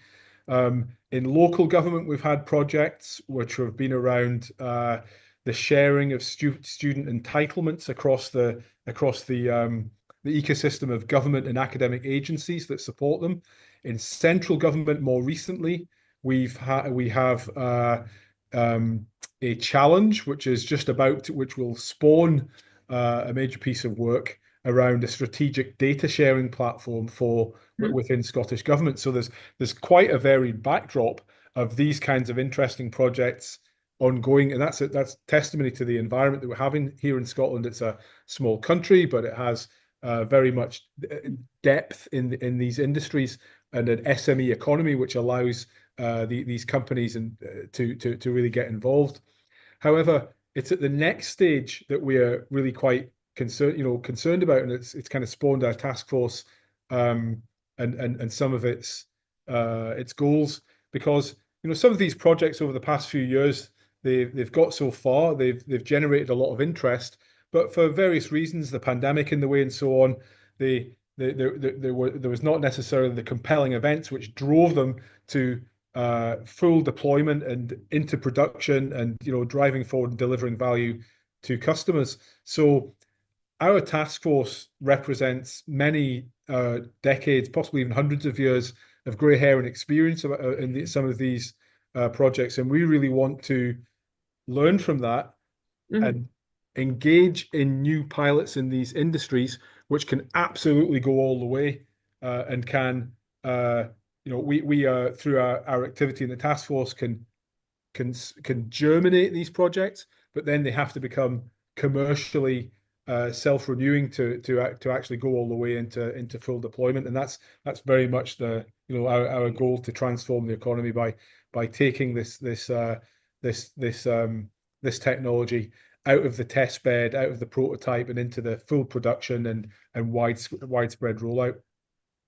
That sounds amazing. Thank you so much. Is the task force sort of the go-to initiative in Scotland, in the public sector speaking, that companies, if they're interested, should join, or are there other public sector initiatives that are supporting DLT or blockchain, or is this initiative the go-to one for this technology? Yeah, that's a really good question. I would say for sort of blockchain and digital trust specific, this we kind of really recognized there was a bit of a gap in the kind of public sector and in our tech ecosystem around this topic, and really going after that opportunity. So that was kind of also what helped the task force come together. So I think, yes, we would be kind of a key channel there. There are other organizations across our public sector, innovation centers within the digital space that I know are also open to discussing kind of emerging technologies, disruptive technologies. But I think if there's somebody listening and they want to explore how they engage with Scotland on this topic, then yes, we are definitely the right avenue to come through. Get in touch. We want to talk to you. We're innovating, we're disrupting, and we want to move forward quickly. Other Other organizations are available. However, we're the fastest in the fleet, the most fleet of foot. No, thank you so much for that explanation. And when I learned about Scottish Enterprise and the task force earlier this year, I was really, I don't want to say surprised, but I feel like, especially lately in the past year or so, most public sector feels like is switching from the blockchain hype towards tech neutral, converging with other technologies. Let's put spotlights on other technologies and so on. So that's even the topic of this year's INATBA Digital Blockchain Week, from hype to hands-on, really understanding what solutions, what distributed or decentralized solutions make sense and are existing, are real. So with this shift happening in the ecosystem, like how do you position Scotland with this shift? From with this buzzword, can you comment on that actually? May I? Yeah. Yeah. Well, I think so. We've been quite deliberate in calling ourselves the Digital Trust Task Force, with blockchain as kind of a subtitle. Mm-hmm. And the reason for that is because we've learned that it's not just about blockchain. This is about the industrial applications. If you don't have a use case that people in these industries want to buy into, then the technology remains something which is really of interest to people within the blockchain industry. So we're about decentralized technologies, not just about blockchain. It isn't our job to be blockchain purists and use these kinds of buzzwords. We're absolutely about the applications of these trust technologies in business, and really, all of our language is now about reflects that. We try to talk about, just today we had one of our task force meetings and we were discussing an existing national identity project that exists here in Scotland, being driven from within the public sector. But we have realised that the kind of dogmatic conversations about identity are a real turn-off if you want to get anything done. So we try to talk about enabling secure signing of documents to remove friction in the economy, not about self-sovereign identity. And we talk about the need to have robust reporting of environmental impact in the energy industry, rather than building a DLT-based register of emissions data. So I hope that we avoid buzzwords and will succeed in translating this broad set of decentralized trust technologies into something which industries can really buy into. Mm-hmm. So what I'm hearing is basically you're looking for practical solutions, trying to see what really works. Doesn't necessarily matter what type of technology that is. And are you including other emerging tech into this, like AI, obviously, or I don't know, other emerging technologies, or is that still something not on the radar of the public sector in Scotland?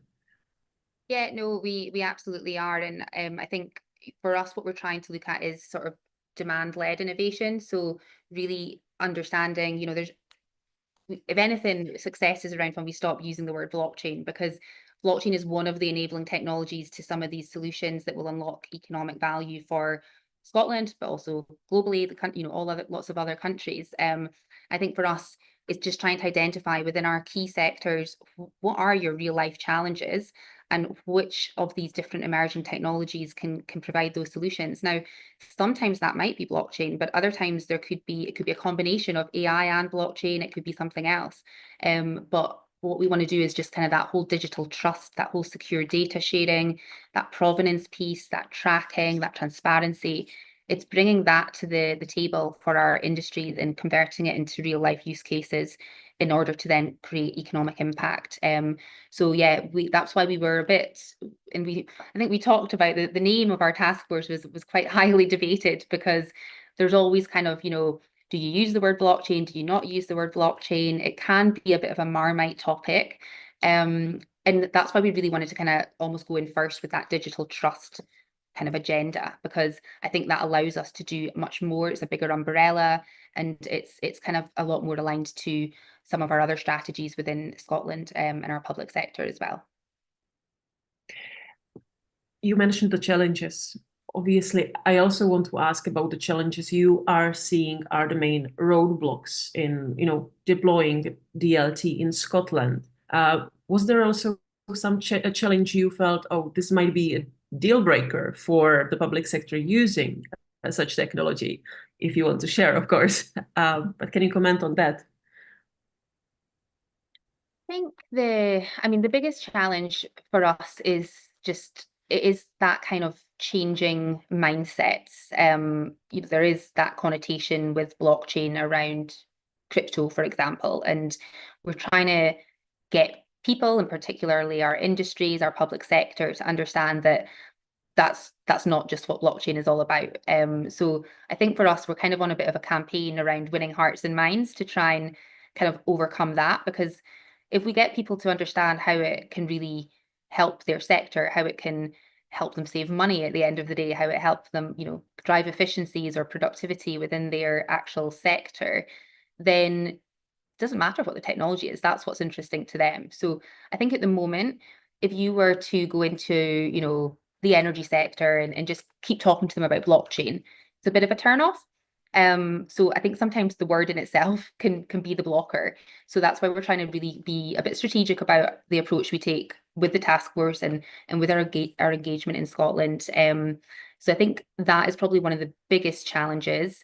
And then also just kind of that demand, because often, sectors don't know what they don't know. So how do they know that actually they need a solution like blockchain if they don't understand it? So for me, they're probably two of the bigger challenges. I don't know, Peter, if you've got any extra to add in, or? Well, I think the big obstacle in my mind is kind of dates back into earlier in this industry, and that's the cultural challenge of having organizations willing to work with their peers in ways that they might not be used to.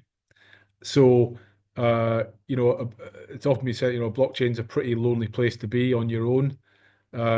So organizations, when they innovate, don't always have that culture of being able to work closely with their peer organizations or other people or other organizations from elsewhere in the supply chains that they operate in. So really our approach, so as I said before, we've kind of learned from a lot of that, and our approach this time round is really to try and drive initiatives that remove the risks, the perceived risks for Scottish organisations getting involved in pilots from that kind of collaboration.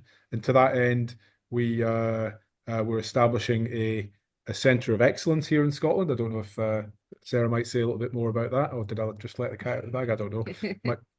might not supposed to be talking about that one, but so the potentially a centre of excellence, which will support organisations who want to work together in an environment where they're supported on these kinds of projects, and then funding around actually driving use cases which we've identified with the industry that can actually transform and introduce disruptive innovation into those industries. So these are the sorts of things that we're trying to provide that will take an organization thinks that's quite interesting, but I don't know how it would work with this other organization, and give them a way that they can do that with and allay any of the perceived risks that they have around it. Mm-hmm. Peter and Sarah, obviously Scotland is part of the United Kingdom. How does the strategy you have for blockchain and DLT align perhaps with the broader UK strategy or digital strategy? Potentially even, are you looking at strategies of the EU or other major jurisdictions around the world to draw inspiration from them? How do you see this? Yeah, I agree with that one. I think so. we don't have an official blockchain strategy yet in Scotland. We have an AI one as an example, but we don't have an official blockchain one. And that's something the task force are looking to. And we're very much looking to what is, what are they doing in wider UK, globally, so that we can actually take some best practice from that. And, obviously the aim is we want to get to the point where we have got something like that for Scotland, and that we can really kind of push that forward on the agenda through our governments and kind of start to kind of make things happen in that space. So there's lots of different things out there already in Scotland that kind of relate to digital. So we have a digital strategy. Digital and data was one of the top 4 priorities in our national innovation strategy for Scotland that was just released last year. So there's a real emphasis and an understanding of, we know that digital and these emerging technologies such as blockchain and AI and lots of others can really drive forward our economy. But I think for us to really establish it, we definitely want to kind of seek best practice from other organizations and other strategies that are out there as well. It's maybe worth just, I guess, explaining some of the context there. So, Scotland, an integral part of the UK, but we have a devolved Scottish government, which gives us a differentiated digital strategy, and also gives us quite a unique enterprise environment in terms of startups and how they find support in this environment. So as Sarah says, we don't have a blockchain strategy, and actually, who knows? Do you need a blockchain strategy, or do you need a strategy around industrial applications and adoption of these technologies? I think it's my preference is for the latter, really. But we are engaging. We've had Sarah and I, in kicking all this off, we had conversations with obviously INATBA, the British Blockchain Society Association, the Dutch Blockchain Coalition, and we have strong international links. I'm an honorary consul for Estonia in Scotland, and we've been able to bring some of these international links, for example, in informing Scotland's national digital identity strategy in a workshop which we recently conducted with Scottish government. So we really are open to those kinds of connections. And if anybody listening wants to reach out on that, then we would love to speak to you. We do not want to reinvent any wheels. We want to take advantage of best practice and come up with a few new ideas of our own and really make it work here in Scotland. Wonderful. Thank you so much. I have one last question before we potentially open it for questions from the audience. If you could fast forward 10 years from now, how do you envision the blockchain ecosystem in Scotland? Is it blockchain based sort of, is there a lot of use of DLT in the future, in a decade? And what are the key milestones you need to start taking now, or you need to plan for them to achieve that in the decade? Well, I'll give you my view. I think we've probably both got things to say on this topic, but I guess the whole thing that kicked this off was a report that was, in Scottish Enterprise, they do their horizon scanning work, and they published a report which had looked at the potential economic impact of new technologies, of blockchain technologies, within 10 years. And I can't remember the sum. Was it 1 billion or? I was just going to say it's 4 billion. 4 billion. Sorry, I lost 3 billion there. So over 10 years, and that's the direct economic impact of the new jobs, the successful enterprises. But I think more importantly, the incredible productivity benefits of adoption of this technology across existing industries. So I think in 10 years we'd love to see that level of impact on the Scottish economy. Yeah. That would be significant. I think that on a more emotional level, perhaps, that most of the task force members have a vision of Scotland being seen as internationally as a secure digital nation. My own learnings in working in Estonia. I see the same kind of level of impact could be had in another small country, Scotland, and it would be really built on the principles of privacy, transparency, and fairness in the economy, and really, as I said before, make this country the best place to do business in Europe for blockchain and other enterprises. What do you think, Sarah? Yeah, gosh, I don't know how to follow that one actually, Peter. I think you definitely you've said it all there. But yes, for me, I think, you know, we are already known as a nation of great innovation. You know, Scotland has a really fantastic ecosystem. We've got lots of support. We're the right size that we can do actually things and make impact. So I think for me, success over the next sort of few years, 10 years, is that yes, we see this as part of just our general adoption of, you know, how we evolve our industries and the technology. It's not really a case of we're saying, yes, blockchain, we've used blockchain for this or that. It almost becomes like it's a technology that we don't need to talk about because it's just part of our processes, and it's helping us drive productivity, and it's doing the things we need it to do. So I think just that kind of adoption and growing adoption is the key for me. I would love to see it kind of play out into other spaces, such as identity and kind of having a really unique place for Scotland around digital identity. And yeah, just more kind of people keen to get involved and collaborate on the topic, not thinking of it being this sort of scary niche world that's associated with crypto. It's actually, it can do a lot of good, and not being afraid to just innovate in that space. Perfect. Thank you so much. I just want to ask if there's any question from the audience at the moment. And I know we have one more slide to show, maybe for my colleague. Yes, just give me a moment, please. I'll share it. And maybe just to, so I can see we have one question from the audience. What incentives do you offer? Can you comment on that, Sarah or Peter? Yeah, so I mean, in terms of from Scotland in general, we have we do a lot of work with companies who are looking to come over and invest in Scotland. That's a big part of Scottish Enterprise. We have our kind of international arm who look a lot around investment and inward investment opportunities, and by them being part of that ecosystem, you unlock lots of different opportunities around funding, collaborations.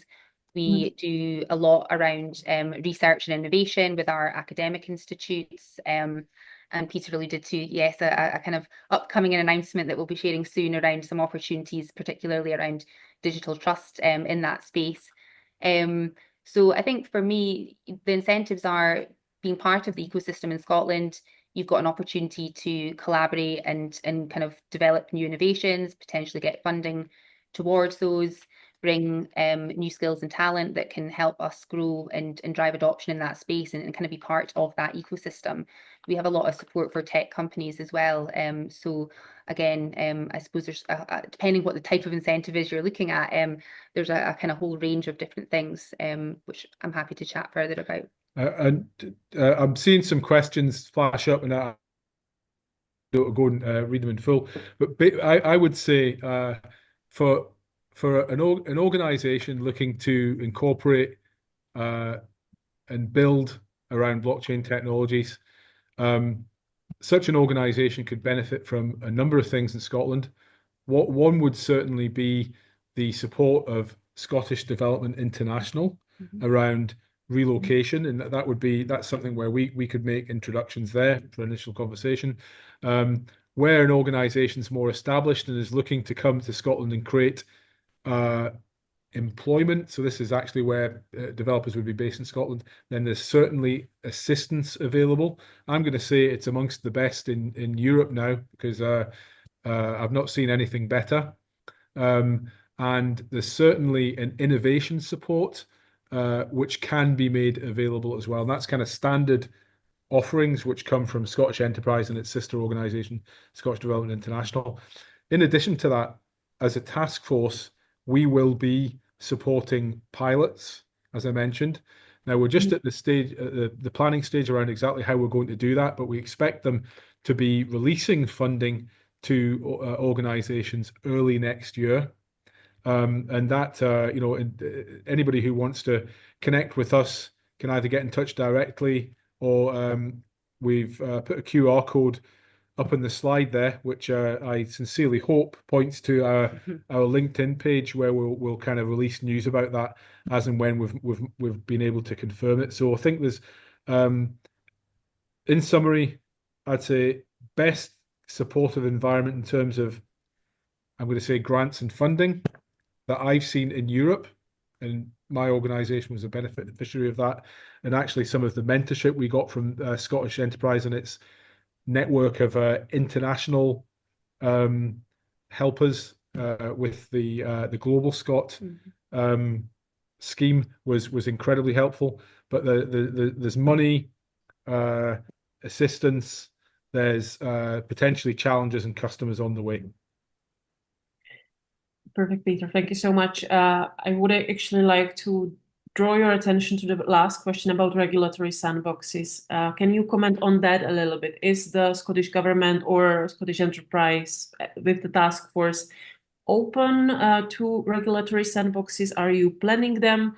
And what about potentially sandboxes specifically for stablecoins development? If you have any info on that, if you could comment on that. Yeah, so this is something we're really interested in actually, and there are a couple of initiatives already in place in Scotland that are kind of looking at this. We've got the Financial Regulation Innovation Lab, which is kind of set up as a sort of sandbox type of environment for kind of developing innovations in the kind of regulatory space. But actually, as part of the task force work and as part of our roadmap, it's something we are looking at is, can we establish a Scottish blockchain or digital trust sandbox as well? So there is some kind of work in progress looking at kind of how do we make that happen and what's required for that. But it's something we're really keen to do to just enable more innovation to come out in this area. We don't have a separate central bank or currency in Scotland for our international audience, but we do have a distinct and separate legal environment. Yeah. And it's from that point of view that our task force is currently investigating how we might simplify the path towards taking token sales to market and other these kinds of activities. So we're kind of looking into that at the moment. But we not all of the powers around monetary policy are devolved to Scotland, to Scottish government. So that's where we cooperate with the UK. Perfect. Peter, Sarah, thank you so much. Thank you for providing your insights into this. INATBA is definitely interested in regulatory sandboxes, so we would be very happy to help you there on that topic. I think we are over time now, so thank you once again to the speakers. And I would like to actually give the floor now to the chair of the INATBA Board of Directors, Mr. Thomas Nägele, to conclude the INATBA Digital Blockchain Week. Thank you once again, Sarah and Peter. Thomas, thanks everyone.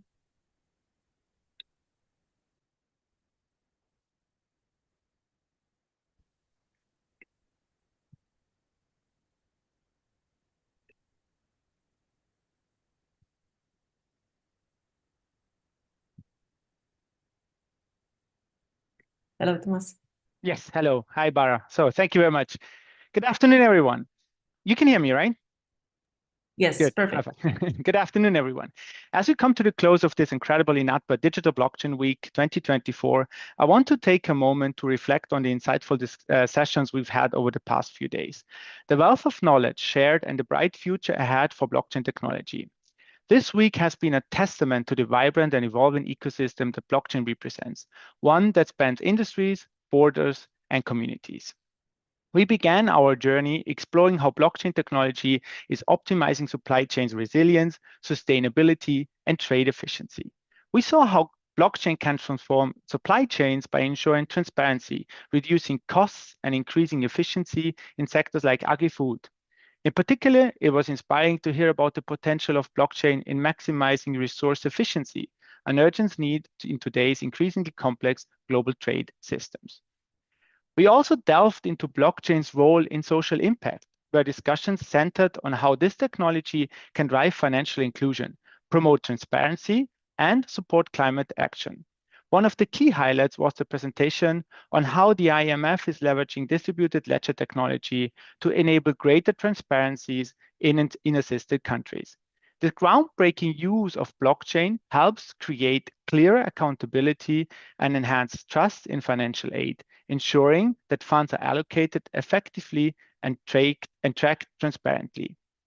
Blockchain offers a remarkable opportunity to power marginalized communities by providing access to secure financial systems. Its potential to advance the SDGs, the Sustainable Development Goals, is profound, offering innovative solutions for climate action and more transparent, accountable frameworks for social impact. As we also heard in the session on driving financial inclusion, blockchain can bridge gaps in traditional financial infrastructure, creating pathways underserved populations to participate in the global economy. This is where blockchain's true potential lies, using decentralization to promote economic empowerment, transparency, and trust. Blockchain's transformative power doesn't come without challenges, obviously, particularly in the regulatory and compliance spaces, obviously also one of my favorite topics. Our discussions on regulatory impact on financial services highlighted the critical role that policymakers play in shaping the future of blockchain, especially in sectors dealing with money, assets, and custody. And on a personal note, I think that's one of the only areas where regulation really fosters innovation. The session made it clear that there's an urgent need to better define the roles of various players within the blockchain ecosystem, particularly in establishing clear definitions for custody, especially institutional custody. As blockchain becomes more integrated into financial markets, defining the responsibilities and boundaries of custodians, exchanges, and service providers will be crucial for fostering trust and ensuring security. The insights shared in the compliance liability for Web3 developers and DAO sessions were particularly eye-opening, underscoring the importance of clear regulatory frameworks. As blockchain expands into various sectors, compliance becomes a cornerstone for its legitimacy and trust. The balance between innovation and regulation is delicate, but essential. As we move forward, engaging regulators and fostering compliance will ensure blockchain's transformative role in mainstream financial markets. It was fascinating to explore the convergence of AI and blockchain, another of my favorite topics. The potential of these two transformative technologies working together is truly groundbreaking, offering real-world applications that blend trust and innovation. The use of AI in blockchain could unlock efficiencies and capabilities that were previously unimaginable, further enhancing automation, decision-making, and transparency in a decentralized world. Additionally, we addressed the future of blockchain in the face of quantum computing during the quantum readiness presentation. This session underscored the need for blockchain industry to start to prepare for a post-quantum world, ensuring that the cryptographic foundations of blockchain remain robust and secure. Lastly, our discussions on tokenization demonstrated how the token economy is transforming sectors by unlocking new possibilities for ownership and compliance. We saw a real-world example of tokenization in action, with insights on how to navigate the evolving regulatory landscape. It was also encouraging to hear about how the public sector is embracing blockchain technology more and more, with the experience we just heard from Scotland providing valuable insights into real-world applications. Public sector adoption of blockchain will be crucial to driving innovation in areas like identity management and reusable KYC solutions, making services more efficient and secure for citizens. Thank you for our speakers, partners, and participants for making this year's INATBA Digital Blockchain Week such a success. Special thanks to our partners Bundesblock, EU for Digital, Elevandi, Chase, Blueprint for Blockchain Skills in Europe, and Blockstand, empowering standardization experts in Europe for their valuable support. Together, we will continue to shape the future of blockchain. We would also like to extend our heartfelt thanks to the INATBA executive team, Bara, obviously, Cynthia, Xenophon, and Ricardo, and everyone who contributed behind the scenes. Thank you to all the INATBA members for making this possible. Let's stay connected, stay innovative, and keep pushing the boundaries of what's possible. Before we close, I'm excited to announce that our next major event will be the third edition of the INATBA Awards Gala, which will take place on the 29th of January 2025, again at the Brussels Autoworld, one of my favorite places in Brussels. This prestigious event will bring together more than 150 CEOs, CIOs, and CDOs from companies across the globe. Applications for the award will be opening very soon, and we strongly encourage you to submit your groundbreaking projects. It promises to be a fantastic evening of celebration, networking, and recognition of the most innovative and impactful blockchain projects. Thank you, and I look forward to see the impact of each of you will make in the blockchain space. So save the date for our INATBA Gala. Thank you very much. Thank you so much, Thomas, and thank you, everyone. Have a nice rest of the day. Thank you also to our audience at YouTube and LinkedIn, and we will hopefully see you at the next event. Bye-bye. Thank you. Thank you, bye.